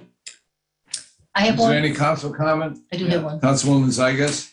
I know it's going to be kind of hard for people to remember this. You could go look at my webpage, daliagigas.com, to see about this. But we're having an event called Protect Lake Michigan and Trail Creek, a community conversation event. And that is organized by Just Transition Northwest Indiana. It's Saturday, April 16th at 1 p.m. at the Michigan City Library. So they would like to have people to come, listen about the coal ash, listen to the efforts being done by that group, and try to get involved in having a clean Michigan City. Thank you. And then Councilman Paul Przybylski? I would just like to reiterate the fact that we have a lot of money in the budget, and I am going to be watching this very closely, and I'm trying to get more information about what we receive. And one thing I think that we should be working on, because we're talking about money from the state and getting money, is that I want to remind everyone that maybe we should talk to our state legislators about getting our percentage of riverboat money that they took away from us. I think it was in the 90s, and that they took more money and they got $5 billion in surplus, and maybe they could give us our $1 million or a couple million they took every year, give it back to us and not take that money from us. Also, this evening I gotta say that there were some comments made that I take exception to, and I'm gonna say publicly that I've never taken a vote in this chamber on any item on concern on which neighborhood it was or anything like that. And for that to be said in that manner, I take exception to. But also that tonight I'm very proud to be of Polish descent, since Poland is carrying the ball in Eastern Europe and is carrying the ball with all the refugees out of Ukraine and letting people live in their houses in extreme chaos. But also, did you ever think about why Putin put 30,000 mechanized troops next to the border of Poland? Because he knows that they'll fight. And that's why they want to give those jets to the Ukraine. So I'm going to ask everybody that watches this program to call your legislators and tell them to get on the administration's butt to take those planes and give them to the Ukrainians to save their country from the butcher. Thank you. Councilman Dabney? Yeah, and real quick, this is not a response to try to go after Councilman Paul Prespolinski. I'm sure he's talking about, we're talking about the quiet zones. And how I said that the quiet zones can be done all the way up to the boulevard, but then moving on into the Eastport area and other places like that, that we could not have quiet zones, you know, and I said in the predominantly African-American community over there, but also in regards to just having quiet zones, there's also safety when it comes to those crossings as well. So those people over there that I represent, they want the same treatment as the other people on the other side of the tracks. It's that simple. So I'm standing up for that, not trying to make an accusation that they stopped it there because of that. So that's way out of bounds. And if that's how it came off to you, Paul, I'm sorry about that. I don't want to say that that you would vote that way because of that issue. I don't think you're that way. I don't think Don's that way. So I apologize to both of you if you took it that way. But I'm just saying that's what would happen eventually if we went that way, where the quiet zones did not extend past the boulevard. So if you took it that way, I want to back that up, because I don't want to be, trying to label you as anything like that, because you've never shown that to me. And I don't think you're that way. So I just wanted to apologize to you if you took it that way. And I deeply apologize, because it's a tough word to call somebody or to infer. So I did not mean to do it that way. So I'm sorry if you took it that way. And that goes for you too as well, Don. Okay. Any other comments by the council? I have one comment, and what I'm going to comment on is the Naomi Anderson project and the hard work that Nancy Mollenauer and her group put together on that.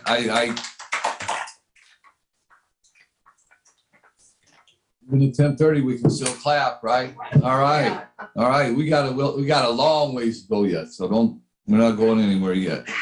No, take it easy. We're okay. Anyway, I attended the celebration. That was great. Then the after party, that was nice. But all the work that this group did, it was a 2-year project. It wasn't like a 1-year project or a 6-month project. 2 years, this group worked on this project. And I learned a lot from it. Okay, I learned history of Michigan City from it that I would have never known about. And I'm sure the folks up here too would have never known about this woman. But I just want to give some recognition to the folks that were involved with it and the group that was involved with it.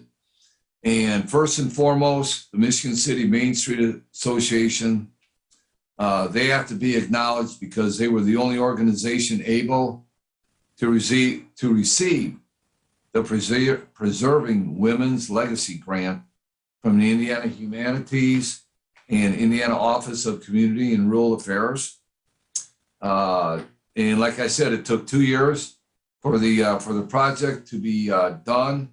And it began with Abby May, who was the president of the Michigan City Main Street Association at the time it began, and Arturo Pozos, who's the president of it now. Then the members that were on this team was, of course, Nancy and Bonnie Schaff. They were the co-chairs. Rose Tejada. Okay.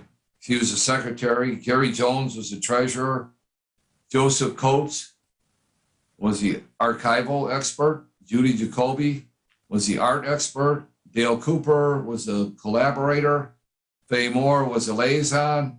And Christo Williams French apparently was the lead fundraiser on this whole project. And the project partners included the NAACP of LaPorte County and Lebesnick Center for the Arts and the Unity Foundation of LaPorte County.